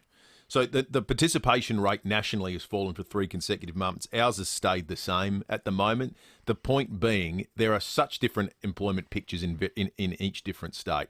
And because of lockdowns, you don't count in the figures if you aren't looking for work. And a lot of people who are stuck in a lockdown stop looking for work because they say, I'm a waiter, there are no waiting jobs, so I'll just wait it out for 3 months. Yeah. And that means that person isn't counted as unemployed. Yeah, bizarrely, but that's how the business to reopen. That's how the stats work. The only thing we can read into it is the trend of what's happening in South Australia. But I think this comparative stuff, whilst it's always good for a headline, is kind of stupid at the moment, frankly. So I wouldn't take too much in that. The key thing, as Josh Frydenberg has said, wage growth will come when we can stabilise unemployment below 5%. We're the only one with unemployment above 5%. Again, hard to get a true sense of what the picture is with much of the Eastern Seaboard having been in lockdown for a long period of time. But that's the figure to look for going forward. Under 5%, according to the Treasurer, who spoke at length yesterday, that's where wage growth starts. And we haven't had wage growth in this country for a significantly long period of time. So that's the number to look out for when it comes to those things in the future. We spoke a bit in the last couple of days, or the last week or so. William Shatner getting on the Blue Origin, Jeff Bezos, Amazon shuttle into space. He and Elon Musk, billionaires, dueling over getting space tourism happening or getting mankind on Mars. That's Elon Musk's dream. Well, Prince William has said that, but frankly, these blokes should be more focused on investing time and money in saving planet Earth. You know, we are seeing a rise in climate anxiety. You know, young people now are growing up where their futures are basically being threatened the whole time. It's very unnerving and it's very, anxiety making. We need some of the world's greatest brains and minds fixed on trying to repair this planet, not trying to find the next place to go and live. I believe in climate change, and I think we need to do something about it. But I'm just a little bit jack of the royal family popping up to... I mean, I don't know. Yeah. Watching Prince Charles ponce around his garden the other day, which sort of... I felt like that journo should have said, while we're chatting, what do you reckon the carbon footprint was of your brother flying to the Caribbean to molest teenage girls? You know, the idea of them with all... Like, what did Prince Harry's wedding cost? Wasn't it $25 million? Oh, yeah, what was the carbon footprint of that little shindig? Royals lecturing billionaires. They all drive Range Rovers and, got vast amounts of property. I think it might be the least interesting argument, billionaires v Royals. Oh, yeah, okay. Good on you. Yeah. Oh, totally. And to be honest, I'm more happy with billionaires investing in the vanity of their own private space program than I am what they usually do, which is, organising with hedge funds to do hostile takeovers of, the communications sector. Like, at least this, that you could derive... the irony of all this, the space program is largely why we have solar panels that work and are economical. Yes. You do get some byproducts of, advancing in these areas. That's why we've got Teflon fry pans. Exactly right. All these sorts of things. That's why we've got Velcro shoes. Yeah. I have no problem. If Elon Musk and Jeff Bezos say, you know what, I want to send us to Mars, I'm all for it. Anyway, we'll get all the royal bashing out of the way before we're joined by the governor after 8:30. Although, if you're doing the power rankings right now of the most popular royals, I think William's at the top, isn't he? We don't really bash him too much. No. He's the best of the bunch. He is. Well, outside of the Queen, obviously. Yeah, no, we love the Queen. Love the Queen. Outside of the Queen. Yeah, you don't see the Queen great. getting involved in these sorts of shenanigans. No, exactly. No. Actually, why is that? Why is it that the highest part of the monarchy always keeps a sort of very moderate, measured tone on all these political issues, but every other minion decides they can jump in and have a say these days? Yeah. I know. The Queen is like the absolute master of restraint and also really seems to get the constitutional role. She's not a policy maker. She's not an advocate. Well, if that story annoyed you, David, I can't imagine how you're going to react to this one. Again, it's on the scourge of climate and how some of the biggest names in the world are dealing with it. Here's Coldplay's Chris Martin. I think the bits that really excite me are being able to plant a tree for every person that comes, being able to tell people that they really are helping power the concert, being able to know that all of the wristbands and the gadgets are from compostable plant-based plastic and that there isn't any single-use plastic in the building and that you don't have to buy 7 bottles of water, you can just refill your 1 bottle. Coldplay have announced that they are going on a world tour starting in March in Costa Rica. They haven't been on tour for a couple of years because they did say, look, we believe in this whole, we believe in doing our bit for climate change and we won't tour until we can find a way to do it that isn't stuffing up the planet, in their view, basically. By not flying on planes? No, well, that's one of the chinks in the armour, Dave, and we'll get to that. So what they're doing, they're going to have a dance floor that generates electricity when fans jump up and down to help power the whole thing. They're going to plant a tree for everyone who buys a ticket. They're doing all these wonderful things. Some people have said, and you'll be getting... it's like carbon offsets. Yeah, that's right. Some people are saying you'll be doing the whole get rid of the private jet thing, and they said, no. Cut down on groupies. Chris Martin said that there would be backlash about some of the activities, such as continuing to fly on private jets. I guess to some degree they've got to cart a whole bunch of stuff around, so I'm not sure they can fly commercial. All of that is very noble, but at the end of the day, you'll still be at a Coldplay concert. I'll never forget. I worked at Footy Park when there was a U2 concert once on, and they had put up a phone number, and Bono was crawling around on the stage talking about the blind injustice of poverty or something, and it said, donate even $1 and it will really help. And he was doing so on a soundstage that must have been the GDP of a small African country. And I thought, good. I always like that joke when he said, every time I clap my hands, a child dies in Africa, and somebody said, well, stop clapping. 13 minutes after 7. All right. Anyway, that's the new segment we call Unbridled Cynicism. Yeah, that's yeah. Let's change. It's been a long week, hasn't it? That's right. My real life negativity is slipping into on air. I agree with everything they're saying, but it's just the sort of unctuous, look at me, how virtuous are my stylings. It makes me want to go and buy a V8 and do burnouts in the middle of the Amazon. 14 after 7. Let's talk something that will make you happy. It is cooking. Jock Zonfrillo is, of course, a judge on Celebrity MasterChef. The first elimination's coming up this weekend. We always love catching up with Jock. Jock, good morning to you. Good morning. Can we just, for a second, talk about doing burnouts and a V8 in the Amazon? Yeah. I'm into that. When are we going? I thought you might like it, mate. You've been a bit of a Westie yourself. You there, Jock? Have we got you still? I think we've lost Jock. Hello? Yeah, I think we've lost him. The line's just dropped out. Oh, no, we're off to a flying start too. Oh, well. Deary me. Maybe someone cut the power. Yeah. Would it kill this whole... That's bizarre. All It just totally vanished. I'll tell you what we'll do. We'll take a quick break. 15 after 7. The new Kia Niro hybrid SUV has landed. It combines a smooth and efficient blend of petrol and electric power without the need for external charging. It's a no-compromise SUV with outstanding fuel economy, low emissions, tons of comfort, and impressive versatility. The new Kia Niro hybrid SUV. Available for immediate delivery. Check with your local Kia dealer for details. Kia, movement that inspires. Subscribe to The Advertiser and get all the news you can trust. Delivered for just $1 a week for the first 12 weeks. You'll get full digital access plus weekend newspaper home delivery for $1 a week. Search The Advertiser offer today. Min costs $4. Conditions apply. The NBN network is made for more. Streaming, game downloads, smart farming, online business, virtual learning and more. Search NBN Made for More. Experience may vary depending on factors such as NBN technology, internet provider, plan and equipment.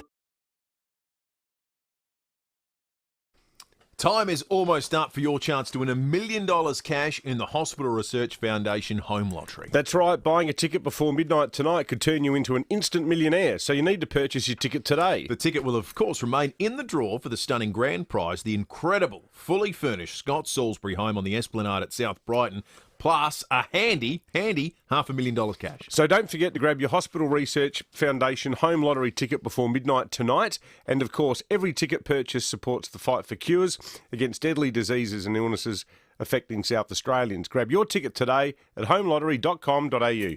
For 37 years, Steinborner Automotive has always been well worth a trip. They are Adelaide's small SUV specialists. Located in Gawler with late model Tucson, ASX, RAV4 or the Forester, Trax, Kona and more available now. Perfect for the growing tribe with lots of space, safety features and economical to run. With 60 SUVs in stock, Steinborner Gawler has you covered. View all our used vehicles at steinborner.com.au. Steinborner Automotive. It's well worth a trip. You can trust 9 News is live and local. Weeknights at 5, nightly at 6. 9 News. Need a shed strong enough to resist the harsh Australian climate? Visit Olympic Industries, built to last. You're listening to 5AA Breakfast. David Penberthy and Will Goodings. 17 after 7. The person who pedals to keep the power on here just obviously took a little break there. So we've got Jocks on Frillo back on the line. Jock, we were talking Celebrity MasterChef. I really sure very much we were about to. When you're dealing with the celebs, do you feel you have to pull your punches at all? I think we were intimidated by them in the beginning because, I mean, they're like a bunch of famouses, right? Like Joaquin, Ian Thorpe, come on. Like, we all cheered them on in the Olympics. 5 gold medals. You got Rebecca Gibney. It's like the best version of your mum walking in the kitchen, right? Yeah, Colette Denigan, amazing. Yeah, like you've got all these characters who are very well accomplished. And so we were kind of intimidated, but then very quickly we realised that when they walk through the doors into the MasterChef kitchen, they've seen, on TV, they watch it with their kids. They're all of a sudden intimidated by the space, by the fact that we're about to judge their dishes, and then it dawns on them that everyone at home is going to be watching that as well. So it kind of settled the playing field a little bit quite quickly after a couple of cooks. It settled in, and then everyone started enjoying it more, So, but incredible. I've got to say, for a bunch of celebs, they can actually cook. You know, once they settle down. Yeah. One thing that struck me, Jock, was and like watching guys like Nick Rewald and thinking about, what a competitor he was on the field. It does get pretty willing, doesn't it? I mean, it's not nasty, but they're in it to win it. Oh, they're in it to win it, no question. And if you're from Melbourne and you've ever been anywhere near St Kilda, Nick Rewald, the mayor of St Kilda, pretty much, you walk down the street with that guy, you're getting stopped every 3 seconds. Proper famous, amazing footballer. But once you put him in the kitchen, that competitiveness of being a footballer, all those years of not only being a team player, but being coached and having that aggressive competitiveness, albeit friendly, bit of banter, whatever, but deep within there is a competitiveness. That, to me, was amazing to watch. Just, the difference between, the sports people in the kitchen versus someone like, Colette or Dami, for example, very different players in the kitchen. And that was amazing to watch. They're all very different. And, they riled each other up more than we riled them up, I reckon, And I think that friendly banter starts to come out after a few episodes when they've you know, they really sort of calmed down in the kitchen a little bit. You've got Gordon Ramsay's daughter Tilly on the program. You would have known her from before the show, would you not? I didn't. No. Oh, you didn't? I'd never. Oh. No, I mean, I stood in the kitchen with Gordon 25 years ago. It would have been when he was at the Aubergine in Chelsea and he was trying to get 3 stars. I worked for him then. Him and I didn't go on very well. I ended up walking out of the kitchen after 3 months. Seriously? But, yeah, I did. And back to when was on, he introduced us as judges, if you remember. Yes. Him and I had to sort of stand there and him and I had a moment before we went on set and said, hey, it's been 25 years. We both matured a little bit. We were both a bit bloody-minded and strong-headed back in the day. And, you know, he was in a zone to get his third Michelin star. I was in a zone to learn as much as possible from as many great cooks as possible. And him and I just butted heads. And so, yeah, I got out of there pretty quickly. But imagine the language would have been quite ripe too. yeah, the language was very ripe, I can assure you. But him and I are mates, and you know we text a lot. So having his daughter on the show was great. I've never met her before, and I think everybody was intimidated because it was Gordon Ramsay's daughter. But like I reminded them, it's his daughter, you know, and like all kids, they never do what their parents tell them anyway. So don't worry about it. Did you ever see that his masterclass cooking series where he was cooking at home with his kids, Jock? And it was a very different side of Gordon Ramsay, where he's just at home being pretty much like a normal dad. But I like the way when he was teaching his kids how to cook, he didn't sort of mollycoddle them, and he just was very matter of fact. And you could just see she must have innate skill from growing up in that kind of environment. I don't know, to be honest. She did some weird stuff. You know, after the series had finished, I messaged Gordon and I was like, yeah, she did some weird shit, man. Like, you know, there's some weird stuff going on. But she was good. She was a good cook. I mean, I've got to say, they were all good cooks, you know? Yes. I think it's a great idea. People love the concept of Celebrity MasterChef, watching people they know show their wares in the kitchen. To that end, I hope there's a second season. Well, there's another season we get to do this again. And if we do, and he isn't fitting me up to do this, and he'll probably be mortified at me suggesting it, but most people in South Australia know David Penberthy is the best home cook in this town. He hosts a show. The guy's been the editor of the Daily Telegraph in Sydney. He writes in 6 papers around the country. Can we get David Penberthy on Celebrity MasterChef? Jock? I am most certainly not the person to talk to about that. I have that sounds like a no to me. No string. I think maybe you should save it when you're really scraping the bottom of the barrel and you want to do D-grade Celebrity MasterChef. If I suggest to anyone, then I'll get hung out to dry on Twitter for favouritism. You know what happens. You know how it is. Of course. And look, I don't want to get busted because I can't cook desserts. So what you're saying is he's not in, but he's not in. That's what I'm hearing. Yeah, that's right. You're saying there's a chance. Dessert recipes, you know, there's always Google. Yeah. You know? Hey, Jock, all the best for the series, mate. Great to chat with you. All right, see you, boys. Speak to you soon. See ya. Jock's on Frillo. Celebrity MasterChef. Goodings? That was very cheeky. I'd get busted as a phony and a fraud. I'd stuff it up. Yeah, but most people watching these shows know you don't place that much steak in the dessert. Everyone wants to see Imagine having to do one of those snow eggs or something like that. You'd work it out, though. Steps. You've got enough rudimentary technical skill to work it out, I reckon. Anything involving they give you a gelatin recipe. And... No, they get stuff in their kitchen that looks like a science laboratory. You'd work it out. No, I've got faith. I don't think I would. I'd be punting on Penberthy. You're very kind. I'm going to make this happen. Who do we know from Channel 10? Oh, that's right. I used to work there. This needs to. Right. Goodings, name rings a bell. Yeah, you had a brief. We got rid of him. We're going to take a break and talk sport in just a moment. Yeah. What is he up to these days? SportsMed provides patients with state-of-the-art healthcare for their hips, knees, feet, ankles, shoulders, elbows, wrists and hands. Here's Dr Claire Bolton with more. As an orthopaedic surgeon, I'm focused on delivering exceptional patient care across a range of treatment options, including robotic surgery. We're committed to innovation because we want to give our patients choices in their individual treatment plans. All your treatments, all your care, one place. SportsMed. Visit sportsmed.com.au. If you want to feel great about the milk you pour in your tea and coffee, over your cereal or in your smoothie, make sure it's from the Flurio Milk Company, because it's a great feeling buying from people who love SA as much as you do. 3 words make all the difference. Flurio Milk Company. South Australian and proud of it. Phew, feel like a cuppa now. Flurio Milk Company, celebrating 15 years of SA business. FlurioMilkCo.com.au. The Nissan Juke. Want to feel alive? Then let's improvise. With striking exterior and interior design. So go on, be impulsive. Test drive the turbocharged Nissan Juke and let's improvise.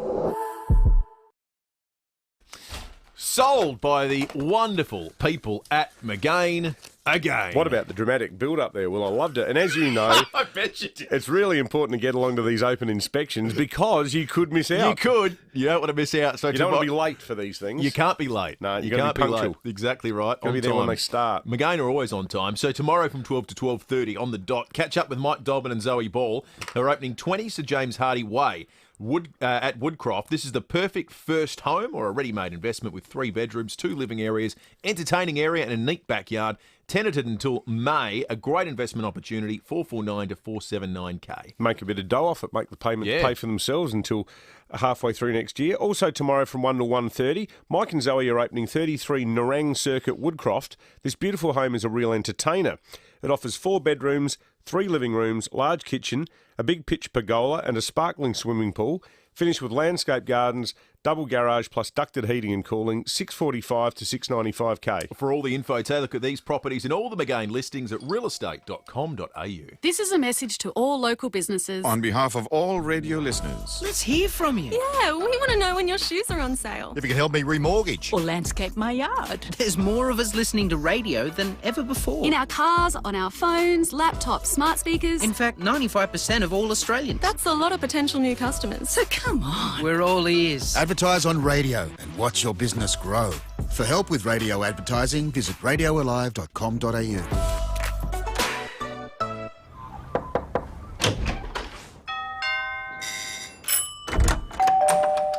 Come on in. We open our doors to people we trust and care about. And for over 85 years, South Australians have been opening their doors to Rest Haven. In turn, we've been opening doors to an easier, better life at home. From personal care to help with the shopping and social outings, you'll welcome the care that Rest Haven brings. Lawlers, the termite people. Yes, Lawlers are still the termite people, celebrating over 78 years in pest control. For termite or other pest problems, call Lawlers on 8443 9636 or online at lawlerpestcontrol.com.au. For really good information on all pests, call Lawlers, the people you can trust, on 8443 9636 for a free survey and quote. That's 8443 9636. Lawlers, the termite people. 5AA Breakfast is streaming live right now. To watch, simply head online to 5AA Facebook or search 5AA on YouTube. Keep on running. Need more living space or storage? Visit olympicindustries.com.au. Olympic Industries, built to last. You're listening to 5AA Breakfast. David Penberthy and Will Goodings. 29 after 7. It's becoming a movement on the Telstra Still Mount Barker text line. Penbo on MasterChef. Just use the hashtag Penbo MasterChef and let's let Channel 10 know that we're going to make this happen. Penbo MasterChef. That's the hashtag. We'll get it trending by the end of the day. Let's talk sport. Secure your next vehicle now with an instant tax write-off before June 30 at North Point Toyota. Rowie caught up with the newest Crow, Jordan Dawson, last night. Jordan, congratulations, you're a Crow. What's it mean to you? Oh, mate, it's unbelievable. Yeah, growing up, obviously a Crows fan and supporting the likes of, Risciuto and McLeod and these guys, and yeah, I'm pumped. The other great thing is your parents can come down from Robe, your brother, your friends, your partner's friends. Like it now becomes truly a family affair for you, Jordan, for the first time. Yeah, definitely. And I think that's probably what, I was missing, and along with my girlfriend the last couple of years. It's been pretty tough, obviously, with COVID, and, you think about everyone in Melbourne and Victoria and New South Wales, and yeah, that was really appealing to get everyone to sort of be able to come to games and see family and friends more. Brilliant. Any nerves around the trade? It was a bit tense? Yeah, it was obviously a pretty nerve-wracking sort of 10 days or whatever it was in the end, but yeah, obviously both clubs wanted to get the best outcome, so I sort of knew it would be back and forth a little bit, so I tried to sort of stay away from the media side of things and just let my manager and and the clubs work it out, and thankfully they were able to. Great interview, but one question. If your parents are driving down from Robe to come to Adelaide, they're going the wrong direction. Has Rowie been to the Will Goodings School of Orientation? Because you always say we're heading up to Victor Harbour for the weekend. Now, you head down to Victor Harbour. Your family head up from Robe. I always talk in terms of elevation from sea level, David. Oh, not in of terms course. of the That makes sense. 2D maps. That and, Vegemite jars to measure height. Hey, a couple of quick texts on the Telstra Storm Mount Barker text line. Jay says we should acknowledge Daniel Talia, who has announced his retirement. I hope he stays involved in some capacity. Absolutely, he was a champion of our club. Good on you, Jay. And also, just quickly, Mark in Para Hills said, what a great interview yesterday with Russell Ebert. So humble. He won't even really talk about himself. The rest of that will be on today with Cornsey this afternoon. And more from Rowie tonight. Secure your next vehicle now with an instant tax write-off before June 30 at North Point Toyota. This is Adelaide's FIVEaa. Showers easing early 18 today with the 7:30 news. I'm Mel Usher. Hit. Car scuffle driving to work? Contact Premier Panel Services, RAA approved crash repairer. The latest list of COVID exposure sites in SA includes a location in the metro area. Contact tracers are trying to identify anyone who may have been exposed to the virus via the latest infected interstate truckie. He visited the state on October 11 and 13. The Shell at Keith and Tailem Bend OTR have been listed as Tier 2 exposure sites. The Big W at Hallett Cove is a Tier 3 hotspot. For more details, you can go to the SA Health website. Low vaccination rates in some areas of country New South Wales is being used to justify delaying travel between Sydney and the regions until next month. Nine's Clinton Maynard has more. With vaccination rates surging, Monday was shaping as the day the next round of rules was scheduled to be changed, including full travel across the state for the fully vaccinated. But the government's revised the plan. Travel won't be allowed until the 1st of November. Deputy Premier Paul Tools told Ben Fordham the decision's been made because average rates in regional areas trail Sydney. We've only got 36% of our regional local government areas that have actually got 80% double vax. Mr Tools says by November the average regional rate will be around 80%. Under the original roadmap, travel was to be permitted at 70%. Mr Tools says he's sorry, but the change is about protecting the regions. Dreamworld's owners are suing the engineer who deemed the deadly Thunder River Rapids ride safe. 4 people were killed when the ride malfunctioned in 2016, just a day after Tom Polly certified it was safe. Ardent Leisure is now taking Supreme Court action against Polly, seeking damages for negligence and breach of contract. Victoria's Royal Commission is due to decide today the fate of Crown's Melbourne Casino. Nine's Rochelle Murdoch reports. Counsel assisting the Commission, Adrian Financio, has argued Crown Resorts may not be suitable to continue gambling operations at South Bank for years after evidence of money laundering and links to organised crime. Crown has apologised for the failings, but believes it's capable of leading crucial reforms, even if it means an independent body is appointed to supervise. Crown Melbourne is one of Victoria's largest employers. The company warns losing its licence would put those jobs at risk. A final determination will be handed down today. An international perfect storm of supply and demand and the pandemic could push the price of petrol to unprecedented levels in Australia. Macquarie Business School senior lecturer Lurian De Mello says it was only a matter of time. Demand has picked up a lot faster, and remember the times when oil prices crashed in 2020, there was a lot of demand that was destroyed. A lot of oil rigs went offline. The Queen has been caught out voicing her frustration at world leaders who still haven't committed to attending the climate conference in Glasgow. A microphone captured the conversation at an event in Wales. She told the Duchess of Cornwall and the Welsh Parliament's presiding officer that it's really irritating when the politicians talk but don't do. Prime Minister Scott Morrison still hasn't said if he'll attend. Now turning to FIVEaa Sport. Save up to 15% on selected Asco cooking appliances at Adelaide Appliance Gallery, home of Mr Dishwasher. And it's over to Jace Kemp. Thank you, Mel. Daniel Talia has retired from footy after 200 AFL games. The All-Australian wasn't offered a new contract by Adelaide after suffering injury setbacks. In a statement, the defender says a move interstate didn't feel right and he wants to concentrate on life after footy. Meantime, new Adelaide recruit Jordan Dawson has told Rowie he's thrilled to be returning home despite a tense trade period. A pretty nerve-wracking 10 days or whatever it was in the end. Obviously, both clubs wanted to get the best outcome, so I sort of knew it would be back and forth a little bit, so I tried to sort of stay away from the media side of things and just let my manager and the clubs work it out, and thankfully they were able to. Still on footy, and Sam Walsh has taken out Carlton's best and fairest. The 21-year-old edged out Jacob Wiedering to claim his first John Nichols medal. I think for me this year I probably got a bit more opportunity being around the ball and playing a different role to impact games, and with my running I feel like I want to try and run out hard in the fourth quarter, and this year I sort of felt like that was the area I was able to take my game to another level, is find ways to impact when the time's needed. To cricket, and the Sydney Sixers have downed the Melbourne Stars by 6 wickets in the season opener of the WBBL. And finally, the Redbacks return to action against Queensland in the Sheffield Shield later this morning.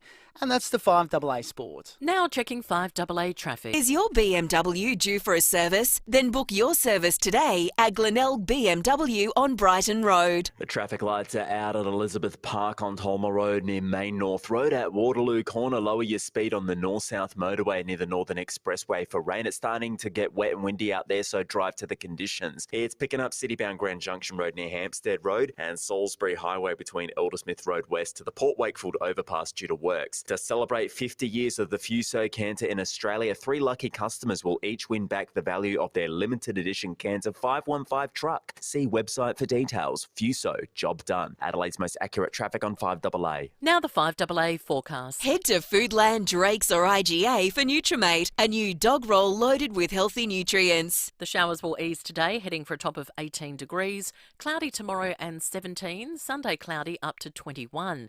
Right now it's 11 degrees. More news as it happens on 5AA. Need a shed strong enough to resist the harsh Australian climate? Visit Olympic Industries, built to last. You're listening to 5AA Breakfast. David Penberthy and Will Goodings. 23 minutes to 8, the meat tray today, thanks to Chris and the gang at Hayden's Family Butcher. We're inspired by the insider piece written in the Tizer this morning about the Premier Stephen Marshall, who, according to very senior elderly sages within the Liberal Party. Party elders. Party elders. I think that's the official turn of phrase that was used in the article. He's partying too much. So we're asking you this morning, what do you do too much of? What would your friends say you do too much of? 8223 0000 or text us on the Telstra Store Mount Barker text line due to before 8 08 13 95. I'm not entering because the show only goes for 3 hours. Hey, we're getting a little bit of traction on the hashtag Pembo MasterChef movement too. We're getting zero. No, it's starting to take on. I think the people at Channel 10 are beginning to take notice. We need a bit of Adelaide representation on MasterChef. Phil Curry from the Australian Financial Review joins us to talk about things happening in Canberra, which seems to be vaccination. Phil, good morning to you. Good morning, fellas. We should get Phil on there, actually. He's a very good Lebanese cook. I was. You lapsed. Have you still got that kibby making machine? Yeah, I do, mate. Yeah, no, I got married and my wife took over the kitchen. my skills have waned. Fish fingers and mash last night. Fond memories of Lebanese feasts at your place in Canberra in the late 90s, Phil. Hey, what about the vaccination rate in Canberra? Is it really 99.9%? Yeah, of over 12. So it's actually so it's the first dose rate is 99% and the second dose rate is 75%, and that's not the over 16s, which is the measure everyone else is using. That's our 12-year-olds and over. So we've actually got the highest vaccination rate in the world of any city, but we're still pretty much locked down. That is amazing. Do you think? I mean, they opened up last night. Our first stage of reopening, but it's bugger all, pardon the language. Like the shops are all still shut. You can there's a few restaurants and bars, and the school kids are still 2 to 3 weeks away from going back. So it's a bit annoying, to be honest, because we've done more than what was asked. We've far exceeded the national plan, and the old Labor government here still thinks it's a bit of a risk to do anything. So Sorry. Do. Well, I don't know.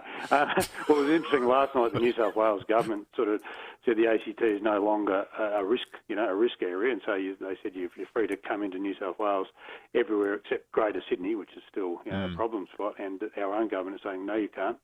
So we've got one government saying we can drive across the border, and our own government saying no, you've got to stay locked in. So it's bizarre, rather weird. Yeah, no, I don't think it'll last long. People are getting pretty annoyed. I reckon though there's a bit of another angle to this story, which sort of goes to Australia's, because for it to be 99.9% in Canberra, Canberra's like by the length of the strait one of the most affluent and highly educated areas in Australia. But when you compare that to what the landscape looks like in poorer parts of Australia, and particularly also in Indigenous Australia, although I know that there's other issues at play there, it shows that the spread of the uptake is so divergent, doesn't it? Look, it does. And look, the ACT, Dave, I mean, this will annoy all your half of your listeners, but I always say the ACT is the smartest jurisdiction in the world. It's in Australia because it's the only one that voted Republic in '99. I'll let a bit of my bias there, but look, it is a fair. But not everyone is a sort of a high-paid super public servant, or with 3 degrees. I mean, Canberra's grown a lot in the last decade or so. It's nearly 500,000 people now, and more people here work in the private sector than the public sector now. And there's a lot of just small business owners and tradies, just like any other city. But it's always had a high vaccination rate. Childhood vaccination rates. Flu vaccinations has always been higher than the rest of the country. And this is what I've said on your program a few times. When we had to go into lockdown 2 months ago, we already had we were already sort of at the head of the pack in terms of vaccination rate. So it's made our lockdown not as long as it otherwise would have been. We'll be out of it by the end of this month, and that's the sort of message you keep sort of repeating to the non-lockdown states. That's the two Australias. I see at the moment that there's the plague states like us, and New South Wales and Victoria, and then there's the rest. And just the mindset is completely different. Like, no one cares here anymore about cases. No one. The Chief Minister here is no longer doing those morning press conferences, and everyone's just happy because we're just sick of looking at him and his Chief Health Officer. It's the same in Victoria. They had 2,000-something cases in Victoria and 11 deaths. And it's like, so what? When can we go back to school? It's a completely different attitude in the plague states, and I still get amused when I see us, the Western Australia goes in a meltdown because a truck driver who might have been positive might have driven into the state 2 weeks ago. And to have the indulgence of that level of obsession about one possible case, I can sort of understand it, but it's just completely strange and bewildering over here. Where the only number, as I said, you look at once you get going to lockdown is the vaccine rate. You don't care about the rest, and so that's really the two Australias, and it's going to be interesting watching that sort of try and morph back into one over the next 12 months. But, absolutely. How does this discussion over zero COVID of net zero, I'm getting my zeros mixed up, that we're trying to pursue, or not federally, the net zero debate, how does it ultimately play out between the Libs and the Nationals, do you think? Look, it's getting a few speed wobbles. I mean, we were just sort of lamenting yesterday, here we go again. How many times have we sat through this as the coalition tries to come to a consensus on climate change? I think this time, look, there's a quiet optimism inside the government that they'll get a deal. It won't be with all the Nationals. Barnaby Joyce won't be able to land the majority of his, all his party room, but he'll probably get about 15 of the 20. And that'll do it, and they'll try and hope to move on. But it's sort of really now we're down to this sort of last rump of national MPs who are holding out against the world. The business community's turned. Even Dave, your old employer, News Corp. The tabloids are now on board.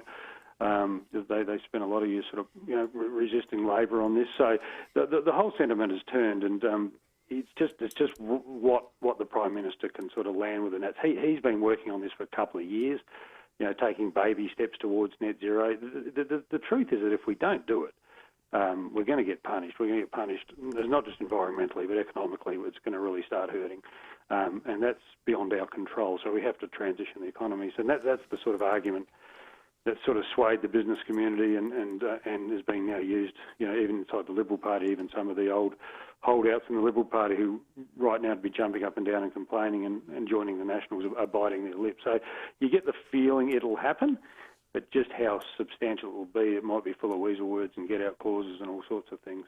But I think the Prime Minister's aim is just to sort of get it, try and shut it down politically and move back to the economy and their own strength. Yeah, absolutely. Great stuff as always, Phil Curry. Phil from the Australian Financial Review. We'll chat again next week. Thanks, mate. Coming up to 15 minutes to 8, Luke and Craigmore's got a Meat Tray Friday entry. Luke, what would your friends say you do too much of?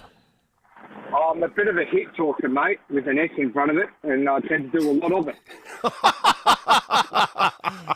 Well, Luke, call in more often, my friend, because that's the game we're in here. Yeah, we love it. Thank you. That's a worthy Meat Tray Friday entry. A couple of things going out in our roads that we should get you across. We've just been called by someone. A crane has broken down on the Britannia roundabout, or effectively in the Britannia roundabout. It's in that tiny bit of road in between the two roundabouts. It's become more complicated talking about the layout of Britannia. It's for outbound traffic heading from Kent Town to Fullerton Road. The important bit of information is this: delays are building in that area. Now, it's hard to avoid the Britannia roundabout. That's why it's such a fun little bit of infrastructure. But that is something you need to factor into your movements this morning. Also, Adelaide Metro have just alerted us Glenelg tram service is currently experiencing delays in both directions due to a mechanical issue. Both directions, Glenelg trams are experiencing some delays this morning. It's probably a good opportunity then to take a look at the big picture traffic-wise, thanks to Glenelg BMW. And if yours is due for a service, we'll book your service today at Glenelg BMW on Brighton Road. At Elizabeth Park, the traffic lights are out on Tolmer Road near Main North Road. At Maylands, expect delays Portrush Road at McGill Road for the intersection upgrade. Starting to pick up citybound Salisbury Highway between Spains Road to Kings Road due to works. And be sure to check your speed, Grange Road, Henley Beach. Amart Furniture's mid-season sale is on now. Save up to 50% off a huge range of lounges and bedroom furniture. It's for a limited time only, so you'd better hurry. Shop with Amart today. Adelaide's most accurate traffic on 5AA. The team at Parafield Airport Liquor Store know their stuff. So much so, they've become pals with boardrooms and bars all across Adelaide. Sure, they can provide the favourites for your next function or event, but it's their unique range of beers, wines and liquor that'll make everyone ask, where'd you get this great drop, that sets them apart. And there's so much more than just a liquor store. Parafield Airport Liquor Store. Pals, next to Roulette's Tavern, Kings Road, Parafield. Hello, I'm Lynn Andrews. For over 50 years, we have specialised in commercial and residential property management. But above all, we specialise in people, helping to make life easy for property investors and the tenants of their properties. Everyone is treated with integrity and respect. That's the Lynn Andrews way. For commercial and residential property management, we are here to help. Visit lynandrews.com.au. PQSA's Women in Focus lunch event has featured some of South Australia's most prominent women. London bombing survivor Jill Hicks, celebrity chef Poe, the iconic Dorinda Hafner, just to name a few. Well, this year you're in for a real laugh as Lisa McCaskill hosts an amazing afternoon with comedian, nurse, wife and mother, the hilarious Georgie Carroll. PQSA's Women in Focus lunch will be held on Friday, the 22nd of October at The Highway, featuring a delicious three-course meal, including quality wines, plenty of laughs with special guest Georgie Carroll. And all proceeds from the event will allow PQSA to continue their programs and services supporting those with spinal cord injury to live their potential. Book your place today. Go to eventbrite.com.au for the PQSA Women in Focus lunch. Exis. EXIIS. You'll find Exis at work in restaurants, pubs, supermarkets, universities, aged care homes, hospitals, councils, wineries and defence. So, what do the Exis team do? Pretty much everything that others don't want to do. The grunt and grime work, the difficult and dirty cleaning jobs. High risk, high levels, confined spaces. No matter what industry you're in, you can count on Exis to keep it clean and hygienic. Exis.com.au. Nova 937's Casanovas, fueled by Shell V-Power. Hey, it's Casanova Bailey here, and we've planted ourselves at B Store Claremont Quarter because they're planting a tree with every pair they sell, reducing your carbon footprint. It's part of the One for One Tree Project, an Australian fashion first. And if you want to help out, come see us, check out B Store's range and grab some freebies, including peppermint and eucalyptus seedlings. Come see us at B Store Claremont now. We're here for the next half hour in the Maddington Isuzu D-Max. 5AA Breakfast is streaming live right now. To watch, simply head online to 5AA Facebook or search 5AA on YouTube. Need more living space or storage? Visit olympicindustries.com.au. Olympic Industries, built to last. You're listening to 5AA Breakfast. David Penberthy and Will Goodings.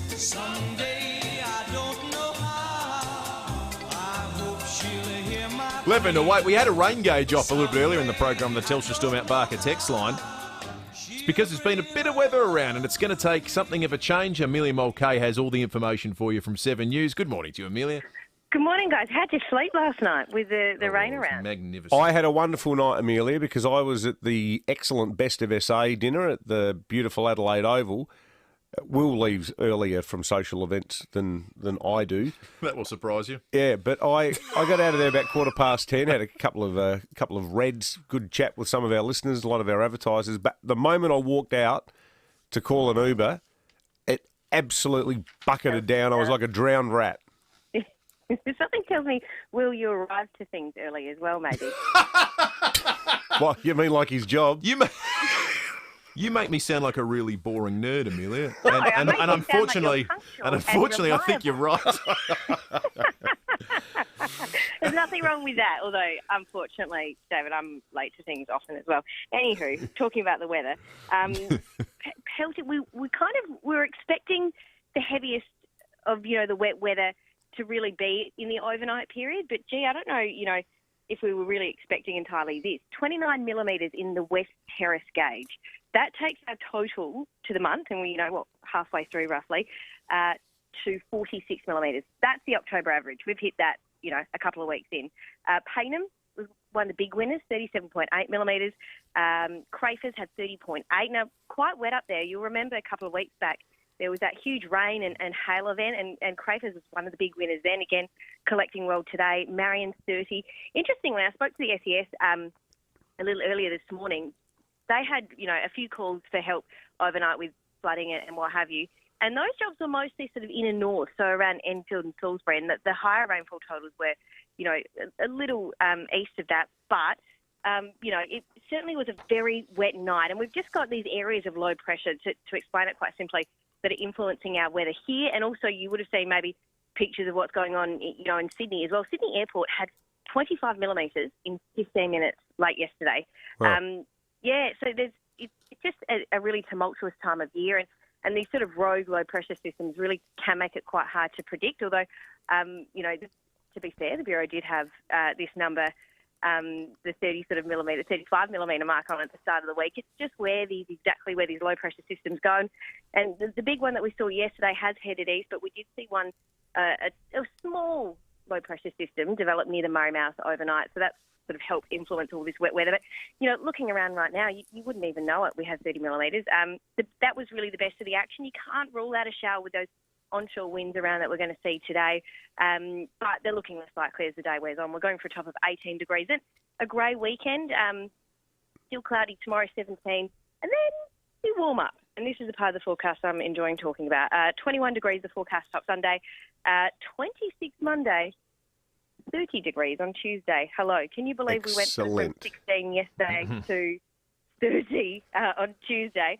Then a warm night into Wednesday, 30 degrees, showers developing later. We'll worry about that next week. Long term, the Bureau has released its climate outlooks for November to January. So you get a decent look at what summer's going to look like. And I've sort of been talking about this. I've actually, mostly for this year, been talking about our Indian Ocean dipole. But they're now sort of tipping a 70% chance of a La Nina weather event forming. So that's really looking at what the Pacific Ocean's doing. It's influenced by winds and water temperatures there.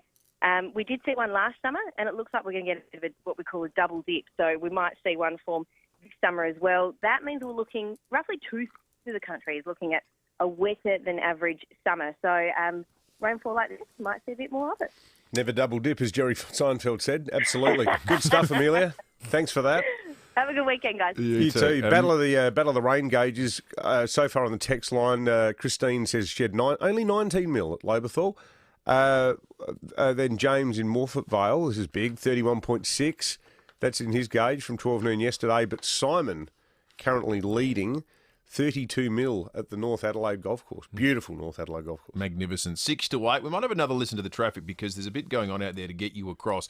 Is your BMW due for a service? We'll book your service today, Glenelg BMW on Brighton Road. At Elizabeth Park, traffic lights are out on Tolmer Road near Main North Road. At Maylands, expect delays Portrush Road at McGill Road for the intersection upgrade. Slight delays Citybound Grand Junction Road near Hampstead Road, and also Salisbury Highway between Eldersmith Road West to the Port Wakefield overpass. That's due to works there. Slow down for a speed camera Grange Road, Henley Beach, and May Terrace, Brooklyn Park. It's barbecue season. Time to fire up and get summer ready with massive deals now on from Barbecues Galore. Become the barbecue legend you were born to be with Barbecues Galore. Now you're cooking. Adelaide's most accurate traffic on 5AA.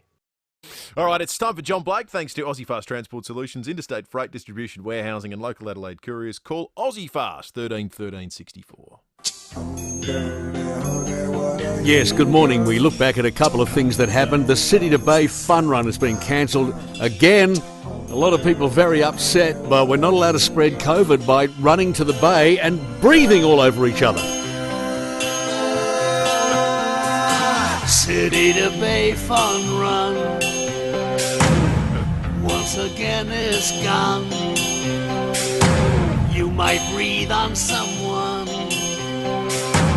and bring us all undone. This just has to be held. I wanna run down to Glenelg. We gotta listen to Grant Stevens. He doesn't want us to have fun.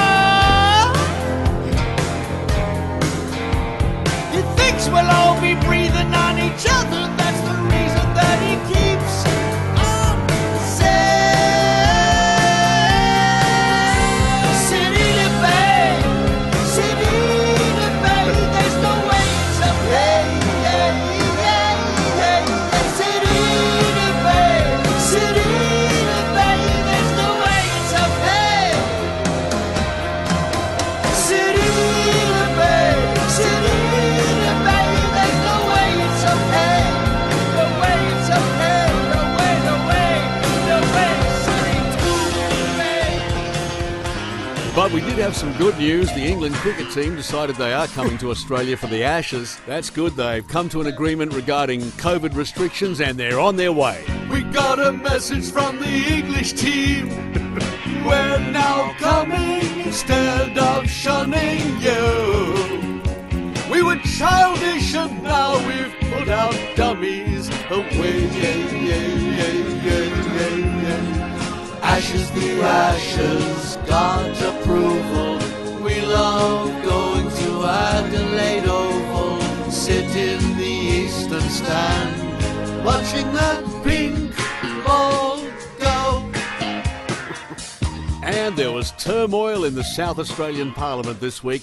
Dan Cregan left the Liberal Party, became an independent, became the Speaker, surprised everybody, and he's not that popular with his former party.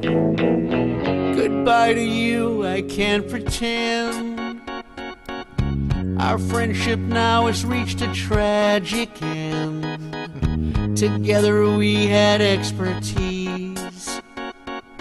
Now you're a moldy piece of cheese, you disgraceful little sleaze. Goodbye, ex-friend, I'll see you there. When you are sitting in the Speaker's chair, a turncoat in your new career. Impartial and of course sincere. Extra 150k a year. There's no joy, there's no fun when Dan Cregan's turned and run. We should have known at the time that he's just a little slime. There's no joy, there's no fun when Dan Cregan's lies are spun. I despise this absurd double-crossing little turd. Oh, there you go. All in the name of satire. More from John Blake after 8:30 when we go behind closed doors. Do you want exceptional? You can go your own way.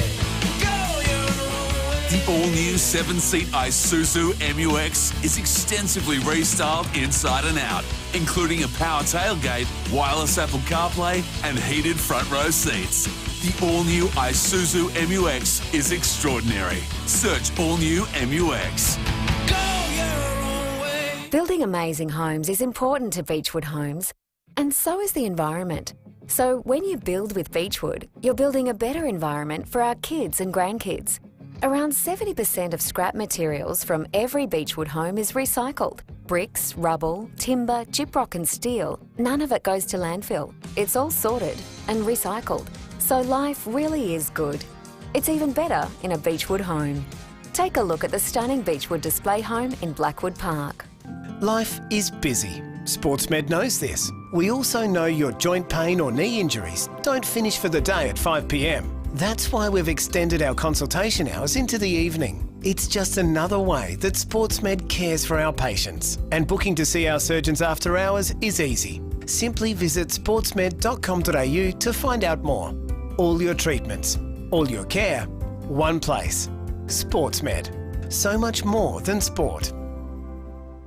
You can trust 9 News is live and local. Weeknights at 5, nightly at 6. 9 News. Online, on DAB digital radio and on 1395 AM. Talking Adelaide. This is Adelaide's 5AA.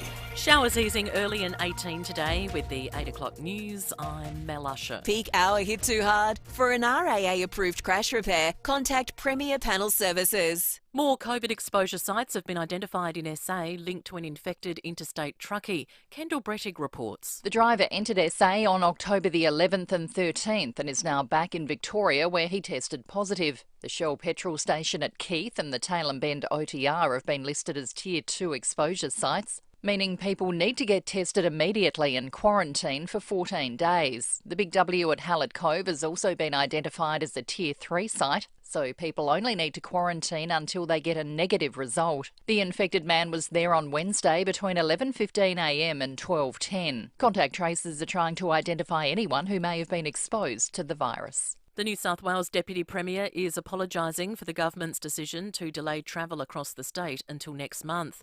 Despite the average vaccination rate approaching 80%, travel between Sydney and regional areas won't be allowed until the 1st of November.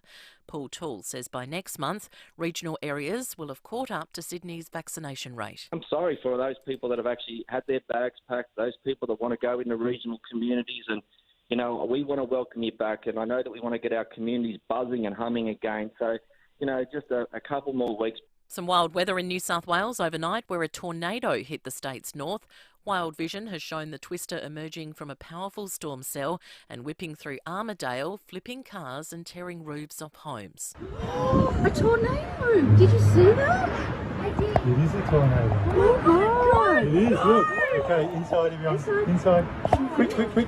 Reserve Bank officials warn there would be a rise in some everyday costs if Australia doesn't move with the global shift to net zero emissions by 2050. The RBA and Federal Treasurer say financial markets have already started factoring climate change and net zero into investment decisions. Prince William has taken a swipe at the billionaires at the centre of the space tourism race.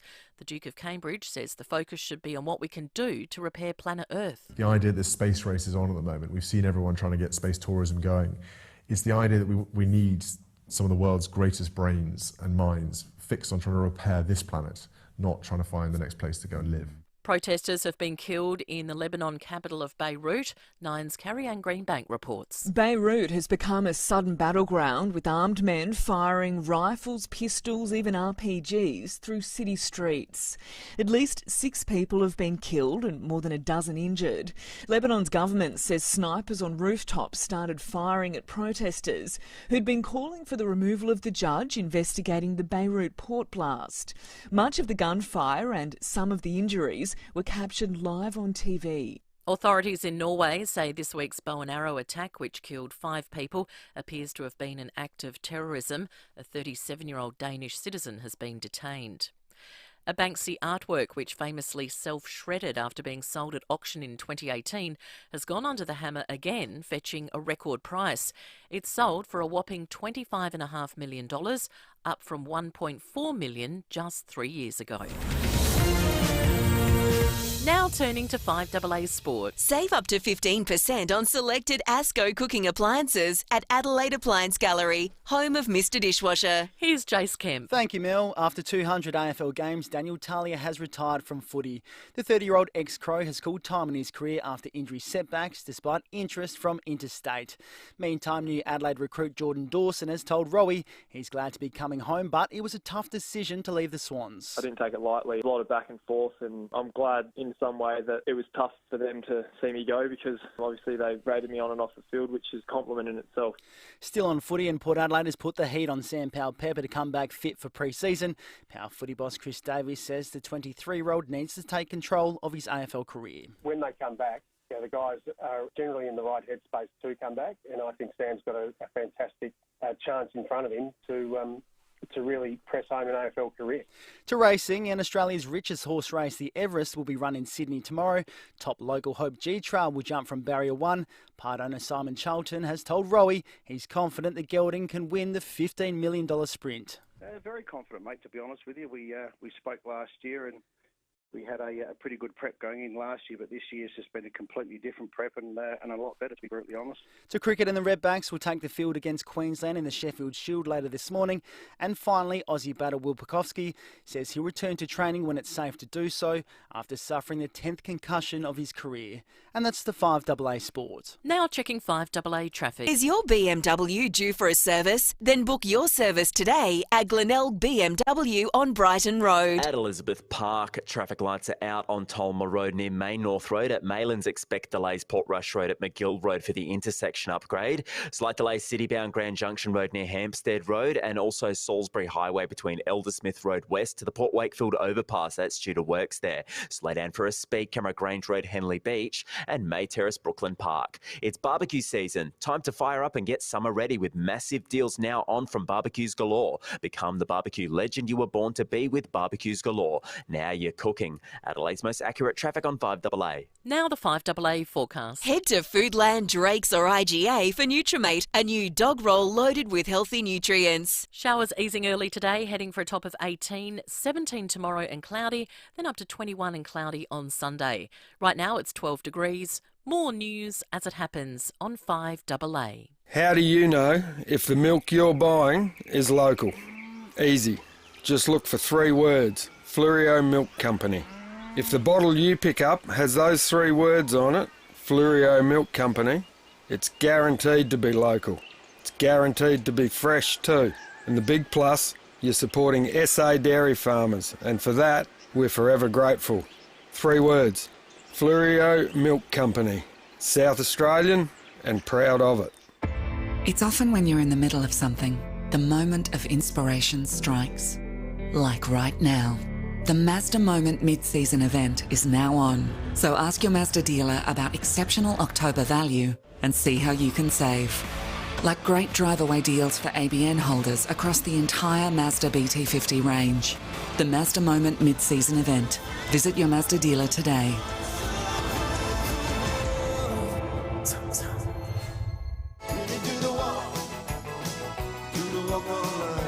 Need more living space or storage? Visit olympicindustries.com.au. Olympic Industries, built to last. You're listening to 5AA Breakfast. David Penberthy and Will Goodings. 8 minutes after 8. Breaking 8's coming up in a moment. It is, of course, Meat Tray Friday, so later this hour we'll be giving away a meat tray thanks to Chris and the gang at Hayden's Family Butcher, Burnside Village on Port Rush Road. They've put together a fantastic meat tray. We're asking you this morning, what would your friends say you do too much of? The Premier's sagely, elderly, wizened advisors say he parties too much. That's according to a piece in the Tiser today.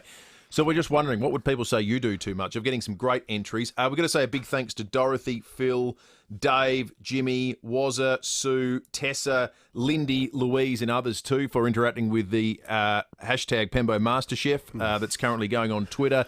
Chatted with Jocks on Frillo a little bit earlier in the Have program. you tweeted it? I haven't even looked at it. And it's been tweeted, my friend, and it's happening. It's impossible now, I think, for the executives at Channel 10 to look away. It's a real groundswell. It's up to 6 people. They're going to have to respond. We spoke with Jocks on Frillo a little bit earlier. A few texters have said he sounded lukewarm. I think he didn't rule it out. That's the important thing. It could well happen. A few people have identified things you'd be good at, David, like chorizo week. Jared, thank you on the Telstra Still Mount Park text line. Wazza says chorizo rolls. Phil says he'd be good at food Scrabble. I'm not sure if that's a challenge on MasterChef, but if it isn't, it should be, and you would win it. There's no doubt about it. So thank you to all those people getting behind the movement that is now officially Pembo MasterChef. That's the hashtag. 9 after 8. Let's do Breaking at 8. All right, we'll do Breaking at 8. Okay, let's do it. So how's this? There's a social worker who also does work for the NDIS. Her name is Matilda Borden. And quite disturbingly, earlier this year, she wrote a email to all of her clients saying that she would no longer be treating anybody if they had had the COVID-19 vaccine. She bases this on a completely demented and scientifically baseless theory that there's something called virus shedding that could affect her. This is someone who's ostensibly in the business of helping keep people safe, working for people living with disabilities and so forth. She's got her own podcast. We'll give you a bit of a snippet of it, just to give you a bit of a taste of what this woman's shtick is. So I suspect that, the NDIS Commission now needs scalps. And they can hold my scalp up as this rotten woman, this social worker who's abusing and neglecting her clients by giving them choices of not having staff who are vaccinated come into their personal private home. Isn't that a terrible thing? Oh, my God. Aren't you appalled? Am I not scaring you? You're pretty scary. I'm a really, really scary person, aren't I? Scary. Well, the only thing that really should scare us is when you look at the hospitalisation and death rates in Sydney and New South Wales, the vast numbers of people who sadly have wound up in ICU or losing their lives, overwhelmingly people who have not been vaccinated. Anyway, the Health and Community Services Complaints Commissioner has taken a particularly dim view of the conduct of Ms. Borden.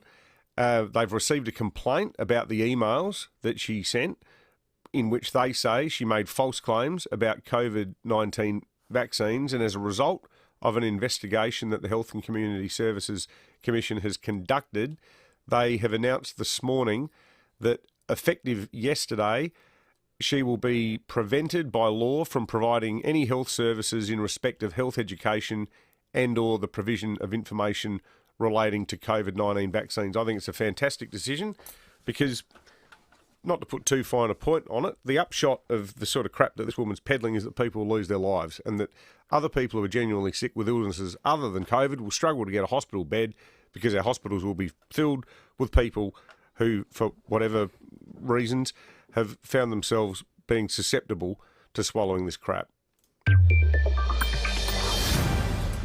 It's the third one they've done. It's the third of these interim prohibition orders that the Health and Community Services Commission has brought down this year. You can't shed from a COVID vaccine because none of the vaccines contain COVID. No. That's a fundamental flaw in the whole. You'll shed elements of the live virus theory. There is no COVID. There is none of the virus in any of the vaccines.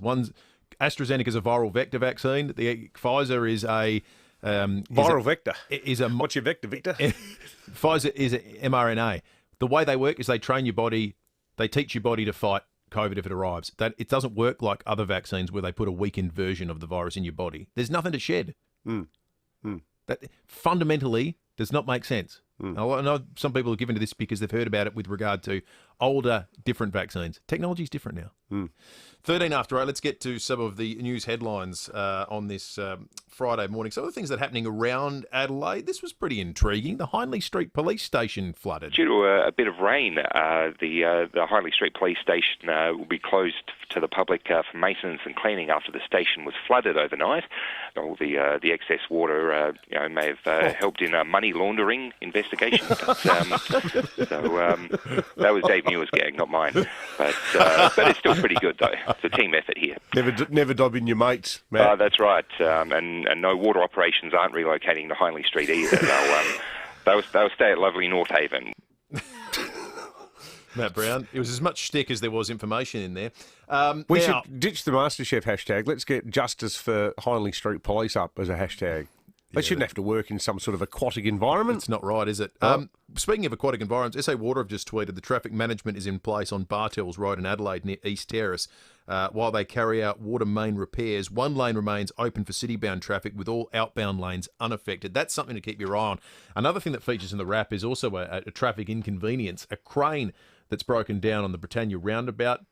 On the bit of road between the two physical roundabouts, it's affecting outbound traffic heading from Kent Town to Fullerton Road. So you can imagine, if you're not already caught in it, but you need to go that way, you will be at some point over the course of the day. So there's a couple of traffic things to keep across as well. Little River Band are back in the news again. Hurry, don't be late. I can hardly wait. I feel like the fight over the name Little River Band has been going on as long as I've been alive.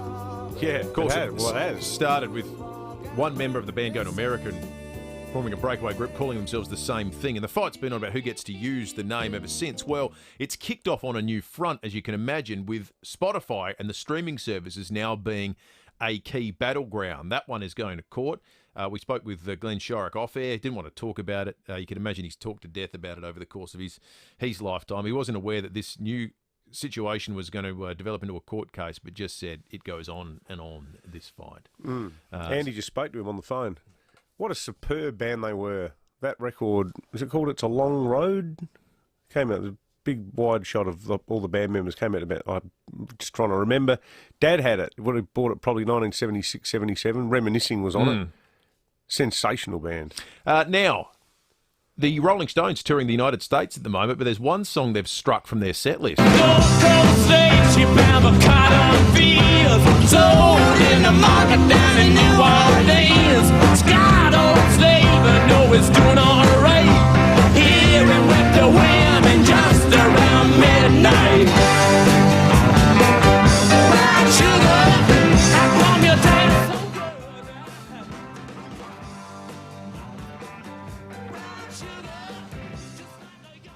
so Easily one of the Stones' best songs. Yeah, released in 1971, the opening lyric, Gold Coast slave ship bound for cotton fields, it has references to being enslaved people being beaten, sex with young enslaved women. There's been some concern about the song in the US, and so they've decided it's not going to be part of any live show that they do play.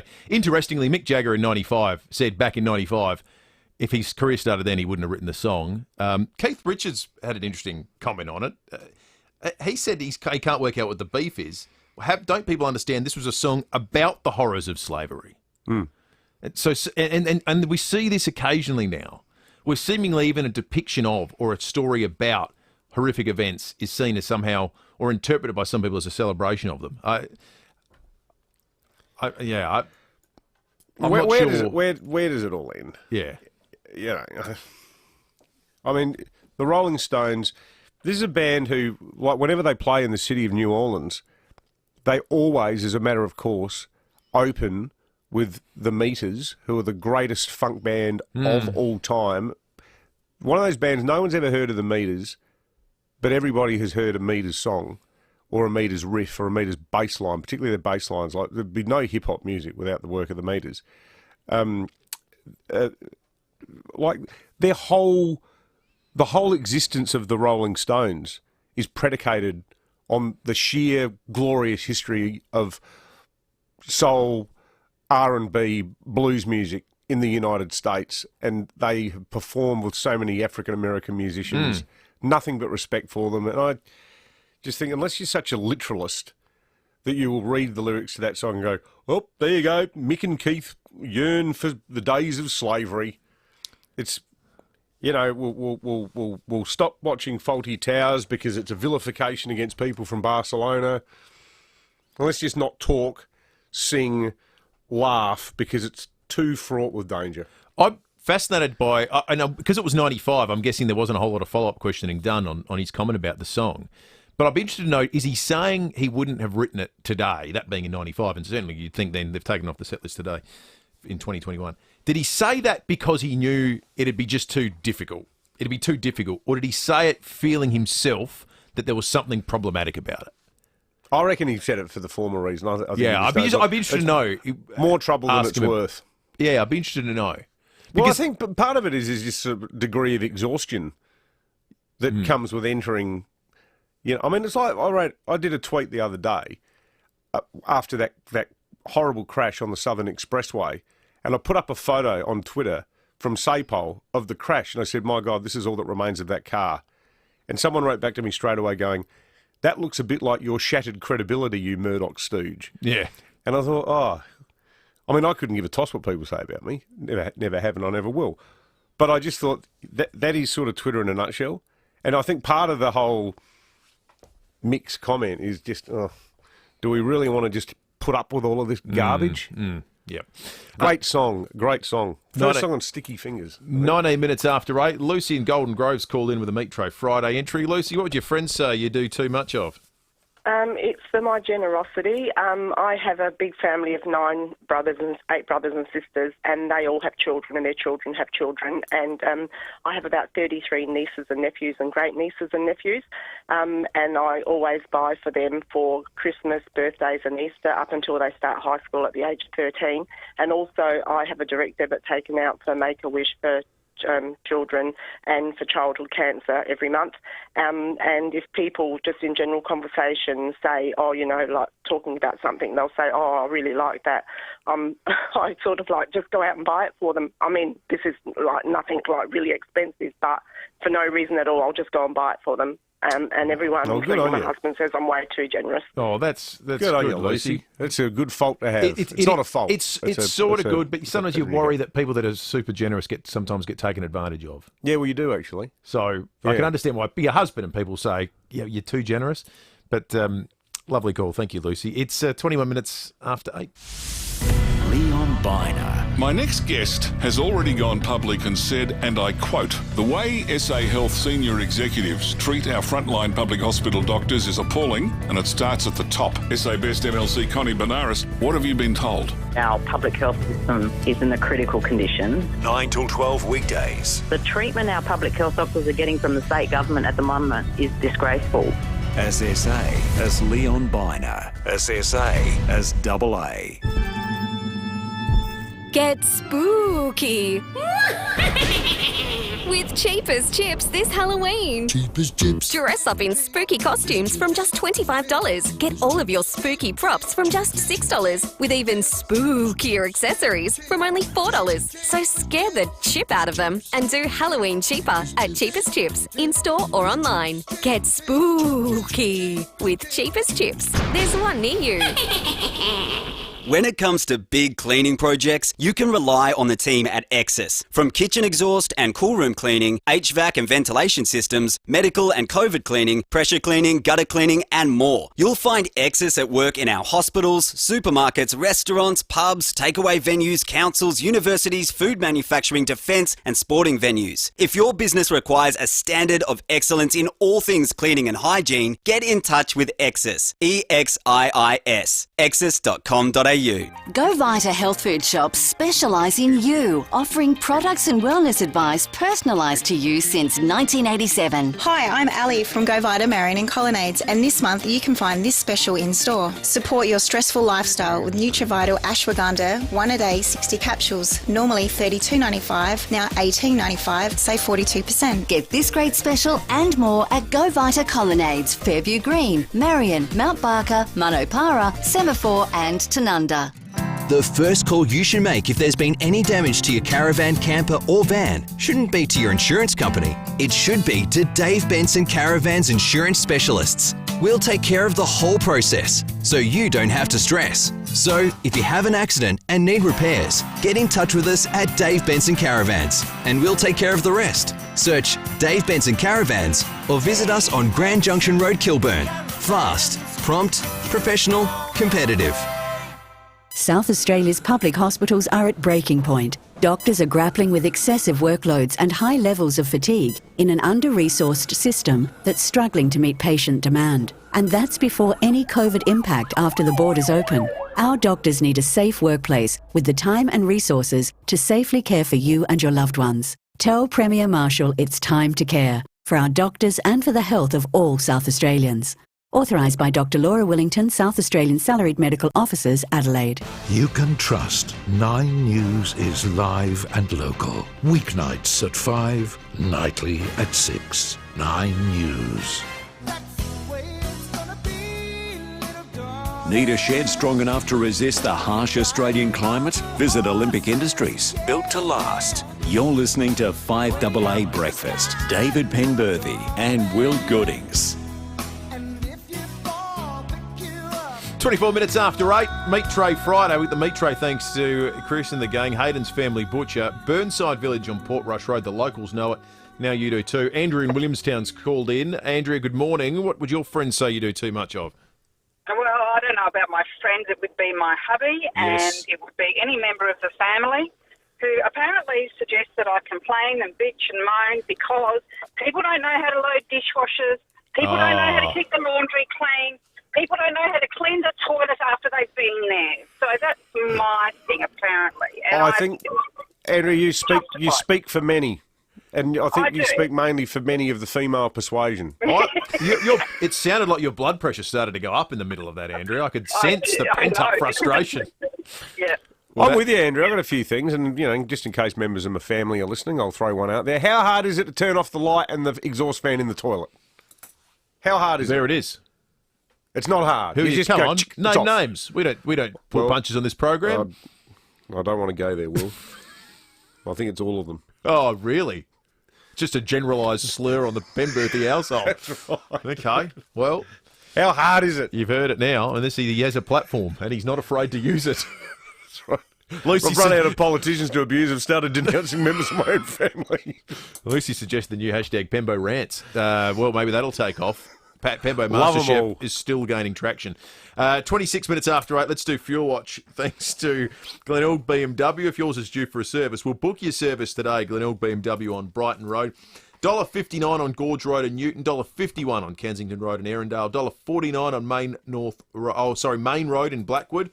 $1.47 on the North-South Motorway, Angle Park, and $1.45 on the Phillip Highway in Elizabeth. Not a big spread this morning, and still sort of moderately priced petrol across much of Adelaide. Speaking of Glenelg BMW, and they're fantastic. They've got next day availability service-wise. Don't be a schmuck and wait a month. Give them a call and book in tomorrow. They bring us the traffic, and there's a bit going on out there on our roads. At Maylands, expect delays Port Rush Road at McGill Road for intersection upgrade. At Crayford, speed restrictions on the freeway in both directions for works. One lane is closed on the up track from Eagle on the Hill. Starting to pick up outbound Decaturville Terrace between Flinders Street to Britannia Roundabout, and also Salisbury Highway, Eldersmith Road West to Port Wakefield Overpass at Citybound. That is due to works there. Need some space? Right now at 40 Winks, get any size mattress for the price of a single. Plus, earn double Qantas points. Limited time only. T's and C's apply. 40 Winks, serious about sleep. Adelaide's most accurate traffic on 5AA. You know us for our bright blue vans. Metropolitan Plumbing, Electrical and Air Conditioning. We are the proud winners of the Product Review Award for Plumbing in Australia for 2020 and 21. Did you know we offer $0 deposit interest-free payment plans, have no extra charge for after hours, and can also often be at your door within the hour? Metropolitan Plumbing, Electrical and Air Conditioning. Available 24/7.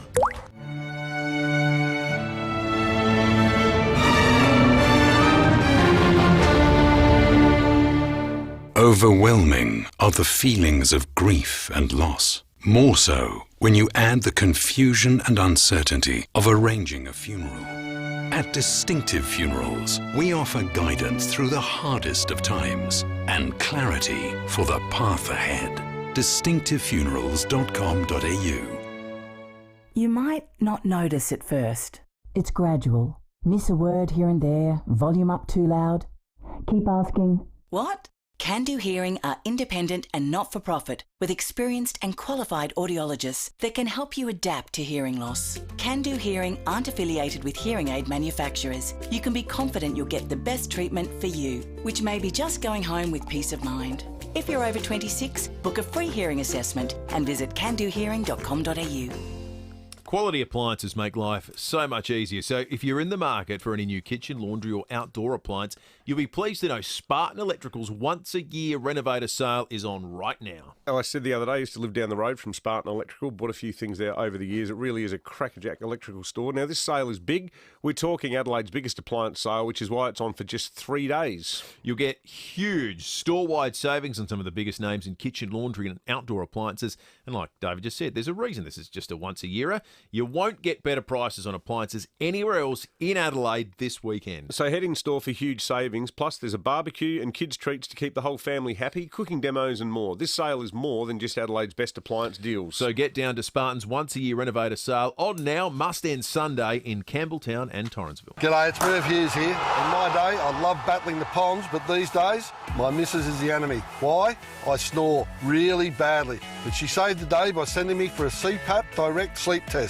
Now, the snoring is gone, I'm refreshed and revitalised. If you like to get away, drop in to CPAP Direct to see the latest technology in travel CPAP machines and batteries, so you can snore no more on the road. If you snore or wake up tired, head to cpap.com.au. 5AA Breakfast is streaming live right now. To watch, simply head online to 5AA Facebook or search 5AA on YouTube. Need more living space or storage? Visit olympicindustries.com.au. Olympic Industries, built to last. You're listening to 5AA Breakfast. David Penberthy and Will Goodings. Right on 8:30, so it's 5AA news time. Make sure you stick around. We've really been looking forward to this all week. On the other side of 5AA news, we're going to be chatting with South Australia's new governor, Her Excellency Frances Adamson. Just make sure you're around in just a moment. This is Adelaide's 5AA. Showers easing early and 18 today with the 8:30 news. I'm Mel Usher. Hit. Car scuffle driving to work? Contact Premier Panel Services, RAA approved crash repairer. An interstate truckie has tested positive for COVID after travelling through South Australia earlier this week. The driver entered our state on October 11 and 13 and is now back in Victoria. Tier 2 exposure sites include the Shell at Keith and the OTR at Tailem Bend, while the Big W at Hallett Cove Shopping Centre is listed as a Tier 3 hotspot. Regional travel will not restart for Sydney residents until the 1st of November. Officials have met to discuss whether regional trips should be delayed due to concerns about lower vaccination rates in some areas. It was due to be included in the freedoms unlocked at 80% fully vaccinated, a target which could be met this weekend. Deputy Premier Paul Toole is defending the delay, saying he understands the frustrations, but there's a responsibility to keep regional communities safe. We've still got very low vaccination rates, Ben. I've got some communities that have only got 47%. I've got some areas that are only just into their early 50s. So we need to make sure that we lift those vaccination rates up in regional communities. City to Bay organisers have abandoned their push to stage the event this year. After knocking back initial plans, SA Health were willing to have another look at staging the run, but race director Joe Stevens says unfortunately it's no longer viable. We thought about it, we did our sums, we sat down and we just thought by the time we finish it, it goes to SA Health. They read it, the next transition meeting. It doesn't give us enough time to put the event on. So the board decided it's not worth proceeding this year. At least 46 people have been killed after a tower block erupted into flames in Taiwan. Dozens more have been seriously injured after the 13-storey residential and commercial building caught fire.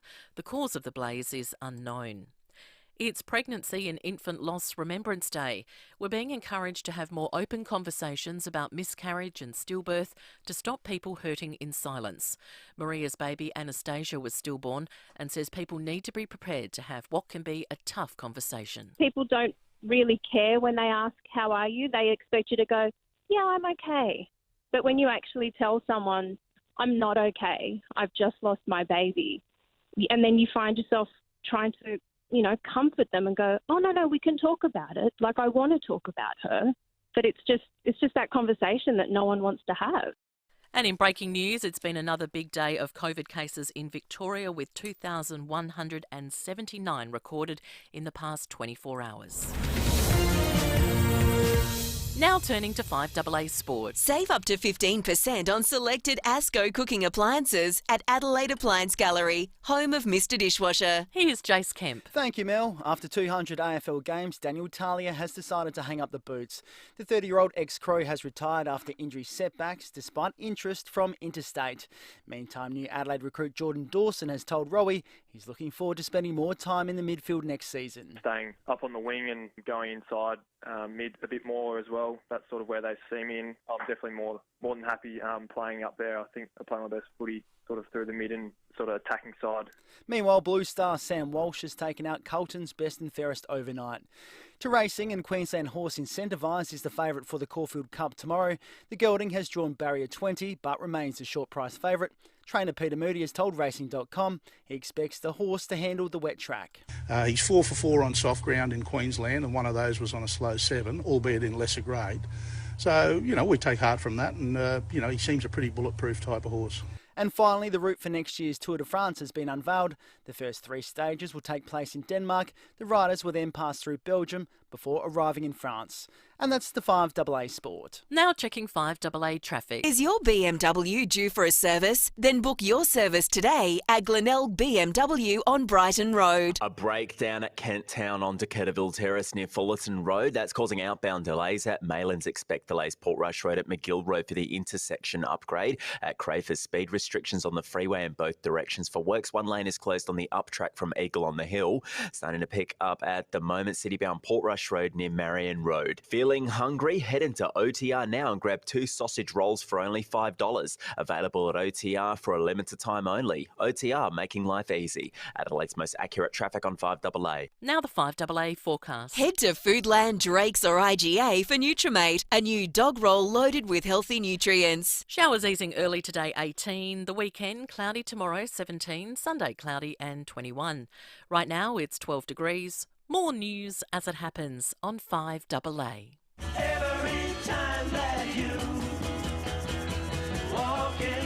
Need a shed strong enough to resist the harsh Australian climate? Visit Olympic Industries, built to last. You're listening to 5AA Breakfast. David Penberthy and Will Goodings.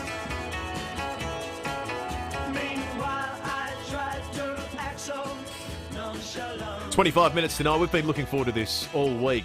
The new Governor of South Australia, Her Excellency Francis Adamson, has found some time in the Governor's schedule to come in and join us in the 5AA Breakfast studio. We're so delighted to have you in, Your Excellency. Good morning to you.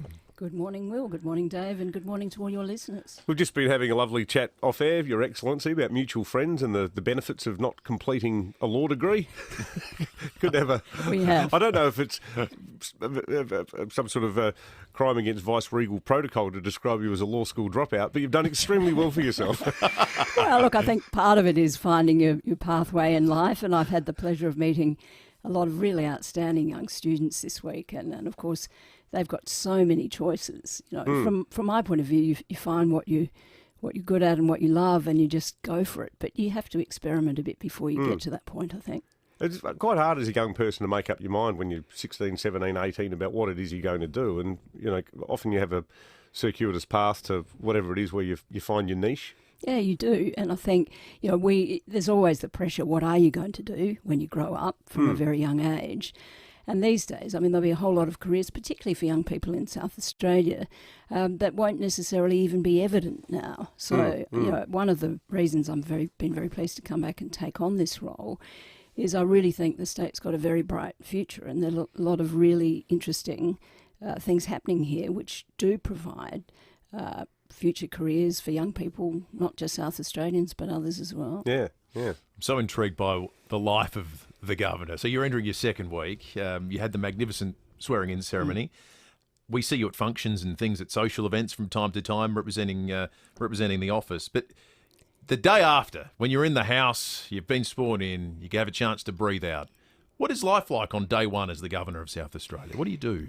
Well, look, first of all, you wake up feeling what an immense pleasure it is to have been given the opportunity to perform the role that I'm doing. That's the very first thing, literally, when you wake up. I wake up and look out on a Moreton Bay fig tree that's been in the grounds of Government House really since the very beginning. So you can't escape the sense of history either. And there is associated with that history, obviously, there's a constitutional role, which is, the absolute centre of it. I chaired my first meeting of Executive Council yesterday, or my first sort of formal meeting of it. But then, day one's also all about community, and there are some amazing community members of the South Australian community. I've met some of the younger ones this week, the students I referred to. We had some wonderful people come through Government House on an open day. So, day one, the Friday, there I was out with my husband Rod to the Wavell Showgrounds to have a look at the vaccination centre. That's obviously world class. I know just around Adelaide, everyone's been saying, yes, I had my jab at Wavell, and obviously there's a real push on for the double vaccination. We can all understand why that is. But then I had the pleasure of going straight to the Royal Adelaide Wine Show awards presentations to award a couple of trophies for the best South Australian red in the show and the best South Australian white in the show. And I get to buy some and put them in my cellar and serve them during the year. Tough day at the office. I almost became a winemaker. It's not a lot better than that on day one. Tell us a bit about your time at the Department of Foreign Affairs and Trade, Mum, because you achieved the highest rank possible in Australia. You were the head of the department for 5 years. Tell us about your postings, though. Which countries did you work in as ambassador and also, as second secretary and so on? Well, my first posting was to Hong Kong, actually in the lowest possible position, of course, as vice consul in 1986.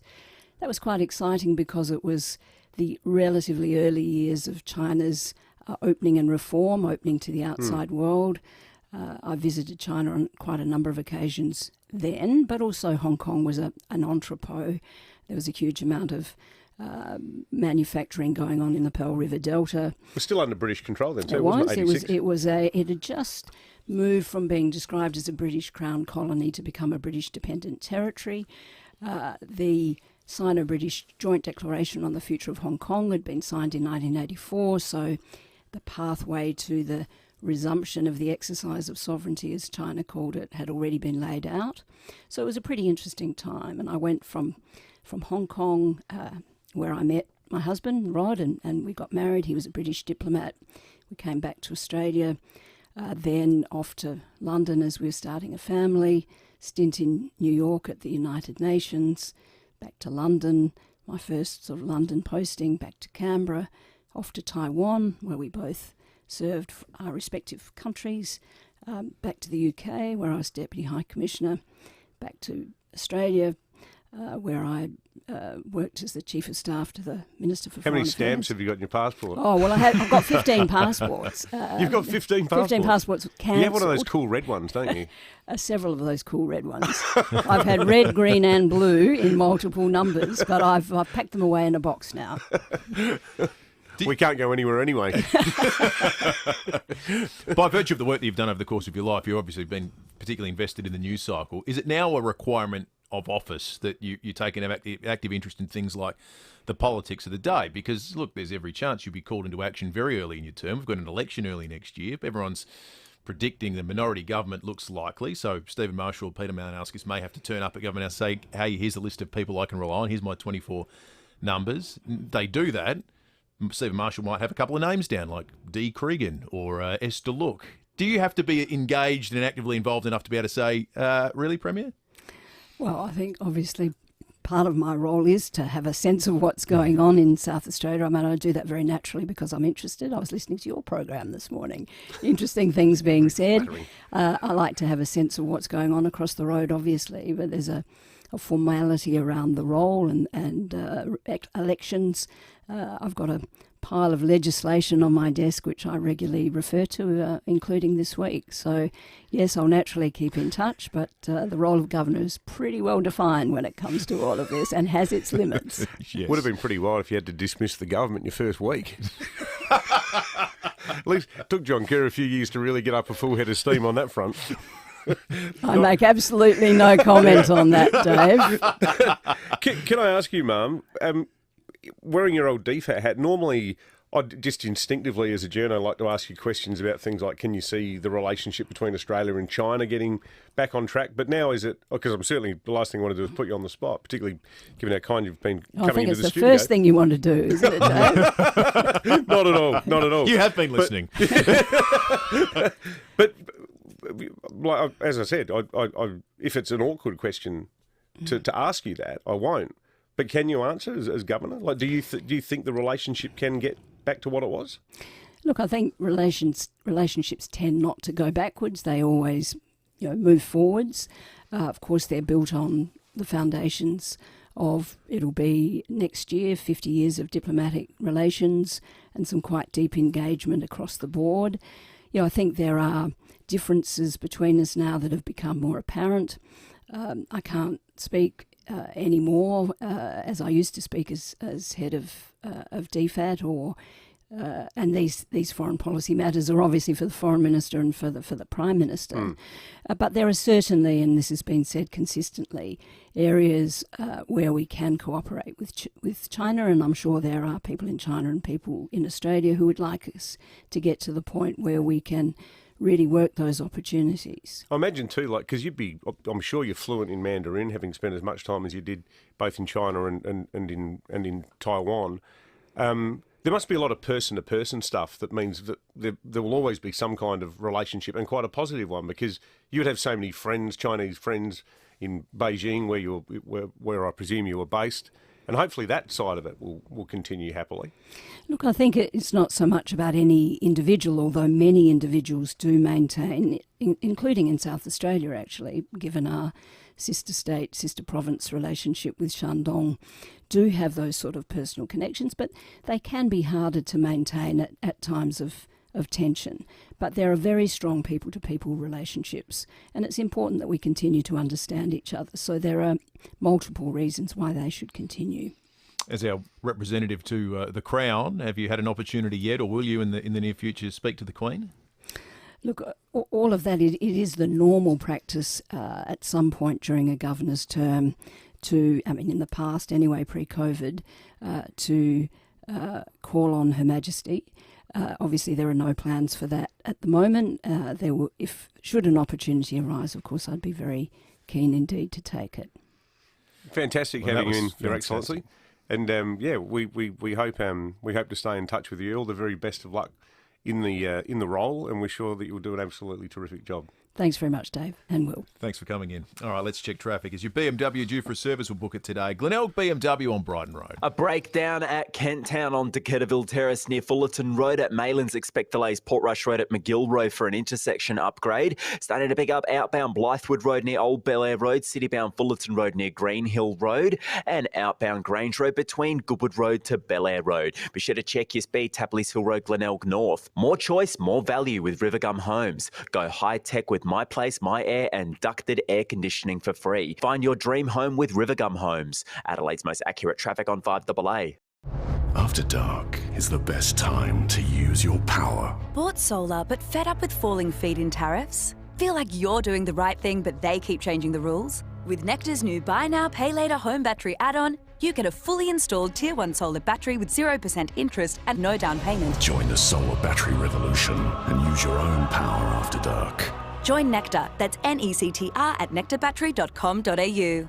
Subject to credit and eligibility criteria, T's and C's apply. Visit website for details. For 37 years, Steinborner Automotive has always been well worth a trip. They are Adelaide's small SUV specialists. Located in Gawler with late model Tucson, ASX, RAV4 or the Forester, Trax, Kona and more available now. Perfect for the growing tribe with lots of space, safety features and economical to run. With 60 SUVs in stock, Steinborner Gawler has you covered. View all our used vehicles at steinborner.com.au. Steinborner Automotive. It's well worth a trip. You could be South Australia's next millionaire. The early bird deadline is midnight tonight in the Hospital Research Foundation Home Lottery. You could win $1 million cash. Plus, your tickets stay in the draw to win the stunning Scott Salisbury Grand Prize home on the Esplanade. Just imagine how this could change your life. Don't miss out. Join the fight and get your tickets now at homelottery.com.au. Licence M14053. Are you looking to build your forever home? Would you like to age in place? Or perhaps you or a loved one is living with a disability? Design for Life is an initiative by custom home builder Normus Homes, giving you the opportunity to design and build a home to suit your specific needs without compromising on style. Normus integrates innovative changes today for enhanced livability tomorrow. To learn more about Design for Life, visit normushomes.com.au. G'day, it's Rowie with Eddie May from NRG Solar. Now, Eddie, why is now the best time to buy solar? Thanks, Rowie. Government rebates will fall at the end of December. So if you act now, we can install your system in 2021 and you can save an additional $500 to $800 on a typical system, which is a considerable saving. The person who waits another year to decide to get solar will lose thousands of dollars. Hey, thanks, Eddie. So go solar now and save. For more info, simply visit nrgsolar.com.au. The time is now. An opportunity to tell a new and unique story. 88 O'Connell, a connected community with swimming pools, gym, indoor and outdoor dining, fresh food marketplace and high-end retail shopping. 2, 3 or 4 bedroom apartments with unparalleled views to the city, hills, coast and beyond. The long-awaited display suite is now open, showcasing the incredible lifestyle on offer at 88 O'Connell. More than an address. 88 O'Connell, North Adelaide. You can trust 9 News is live and local. Weeknights at 5, nightly at 6. 9 News. Need more living space or storage? Visit olympicindustries.com.au. Olympic Industries, built to last. You're listening to 5AA Breakfast. David Penberthy and Will Goodings. 10 to 9, Jessica Braithwaite, Channel 9's weather presenter extraordinaire, mother, weather expert, also recording artist, is here in the 5AA Breakfast studio. She's going to sing to us to take us out this morning. How good's that? We're looking forward to that. Got the guitar here. Oh, this is going to be exciting. Does this mean we have to do an early anointing of the Meat Tray Friday winner? Well, we do, but we do have some good news on that front because we've got the great Meat Tray, of course. It is Meat Tray Friday, and thanks to the Hayden's Family Butcher, serving the Burnside community for over 30 years with their quality cuts, delicious flavours, Burnside Village, Portrush Road. We've got that to give away. That's going to be fantastic. The other thing, we had a runner-up prize today. Oh, good. A runner-up prize because there were so many good entries. Cheese Fest is on next weekend, Friday the 22nd to the 24th on the Sunday. Cheesefest.com.au is where you can get tickets. Or if you come runner-up today, we'll give you a wonderful opportunity to get along to what is fantastic. Everybody likes cheese. Blessed are the cheesemakers. Cheese is just fantastic. So we'll give that away now as well, David, if you've got some winners handy. All right, look. All the entries were terrific, made us laugh, which is always good, particularly on a Friday, going into a beautiful weekend.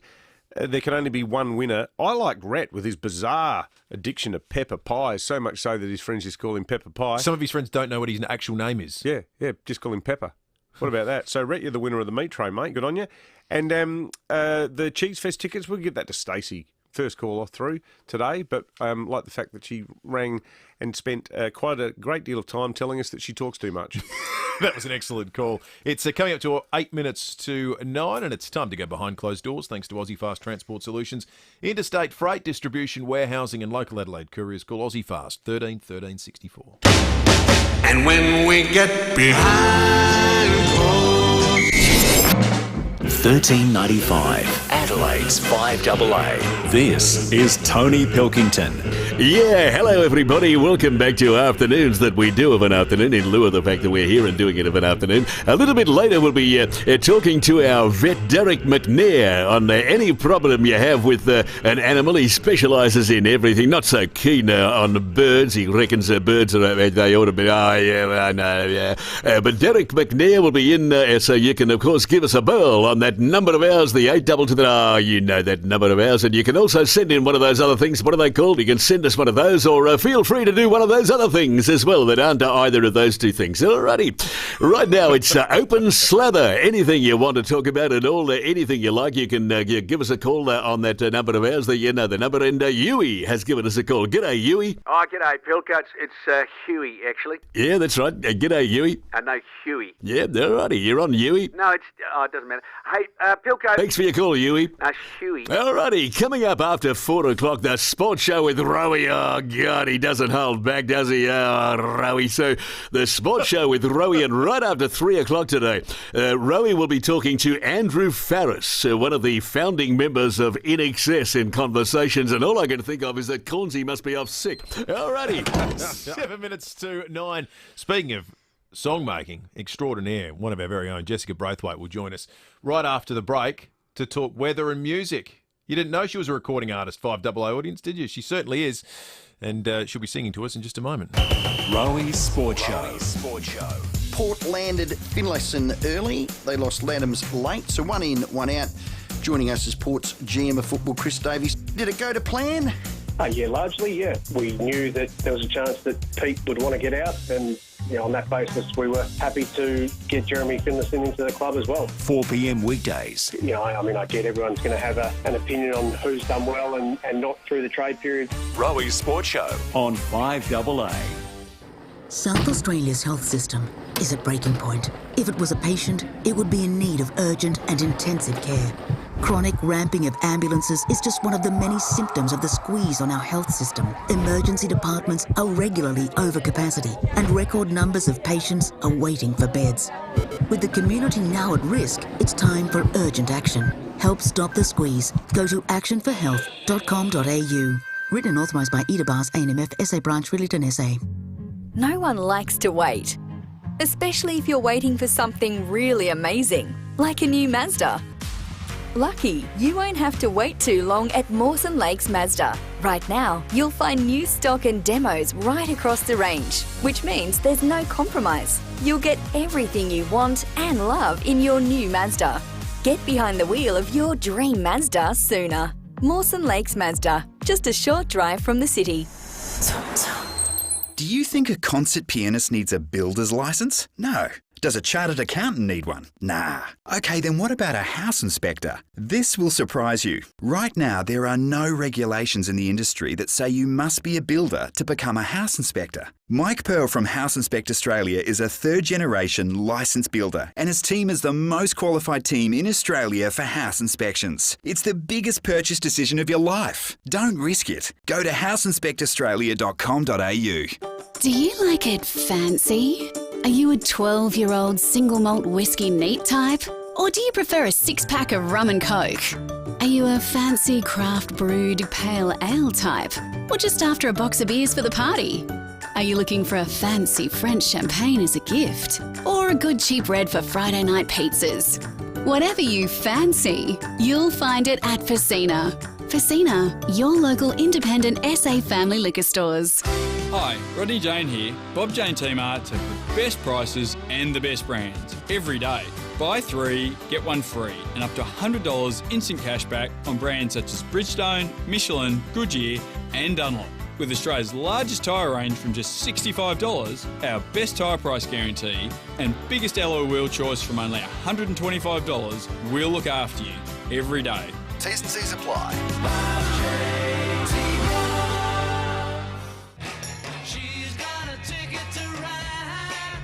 Need a shed strong enough to resist the harsh Australian climate? Visit Olympic Industries, built to last. You're listening to 5AA Breakfast. David Penberthy and Will Goodings. 4 minutes to 9. Jessica Braithwaite from 9 News has become a valued member of the 5AA Breakfast team, bringing us the weather a couple of times a week. Love her on Channel 9. Love her insight weather-wise. Love her music as well. She's got a new single out called Who You Know. I've been down and I've been lost, sick of keeping my fingers crossed. No shades of grey, just black and white. Was I a cold girl? Well, it's a cold world. Hey, it's all who you know. It doesn't matter who you know. It almost down to who you know. She can do it all, Jessica Braithwaite. Jessica, good morning to you. Welcome to the studio. Good morning. Thanks for having me in. You just had a wardrobe malfunction as well. You lost an earring, What's an earring? in the I process. thought it was your plectrum. No, it's just Or your little cuppa, or whatever they're all called. falling apart already this morning. Hey, now, Jess, I'm not making this up. If someone had told me that song came off like Fearless or Red, I would have gone, yeah, okay, I can. Oh, It sounds like a Taylor Swift song I hadn't heard. Oh, wow. I hope you're flattered by that comparison. Well, I am a big T-Swizzle fan. So there's none bigger than David. Oh, really? Seriously, yeah. How good is Taylor? Yeah. Did you see the 1989 tour at the Entertainment No, Centre? I've never seen her live. Did you go? Oh, really? Yeah, it was my superb. goodness. It was one of the best concerts I've ever seen. Wow. It was really, really We're gonna awesome. have like a Taylor Swift nerd out party later. Absolutely. Yeah, you're on. But that was a beautiful song, and you got an amazing voice. Thank you so much. Yeah, I guess it's I guess a lot of people sort of do know that I do the weather on Channel 9, but I've always been I guess my hobby has always been, singing and writing and writing songs and playing guitar. So yeah, I'm sort of sharing a little bit of that side of myself today. What an awesome thing. What do we say about getting music these days? Is it all good music stores, or is it just just no. search for it on your streaming service? Exactly, I'm learning all of the things. Yeah. So you say listen to who you know wherever you listen to music. Oh, so that's that the new might thing. be, Spotify or Right. Apple Music or YouTube or so many options these Well, days. live here on 5AA. 5AA, Exactly yeah. right. Watch out, Spotify, here we come. Now, you brought the guitar in, and I think this is nice. So you're going to marry together a couple of things you're expert in. All we need is one of your kids to be sort of in the Oh, studio my too. goodness. And it's like all your caps at once. But Well, yes, my little boy has started knocking around on the drums, so maybe I'll bring him Oh, in wow. next Oh, time. looking forward to that. All right, let's have it. So Okay. we're doing a bit of music and weather. So this is your musical forecast Oh, for you. Let's do it. So today, well, there's been a bit of rain around today. So this is the warning for today. Don't you go out in the rain. Don't go out in the pouring rain. I like that. Fantastic. And then tomorrow, well, the weekend actually is going to start to clear up a little bit. Yes. And I think it'll feel good because it's been pretty wet. So I think people will be feeling like this. I can see clearly now the rain has gone. I can see all obstacles in my way. Gone are the dark clouds of Adelaide. It's gonna be a bright, bright, bright day in Adelaide. Oh, that's magnificent. Fantastic, Jez. And I got one more for you because Yeah. next week, have you Ooh. seen? It's gonna get serious. Beautiful, Yes. beautiful. The sun's coming out. It's warming up, and because it's been pretty cold, I think everyone's going to feel great. So, this is what we're going for next week.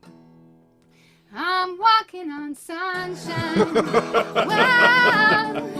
I'm walking on sunshine. Wow. And don't it feel good? Yes. Yeah. All right. Do the now. Jack Black Yeah, dance. don't it feel good?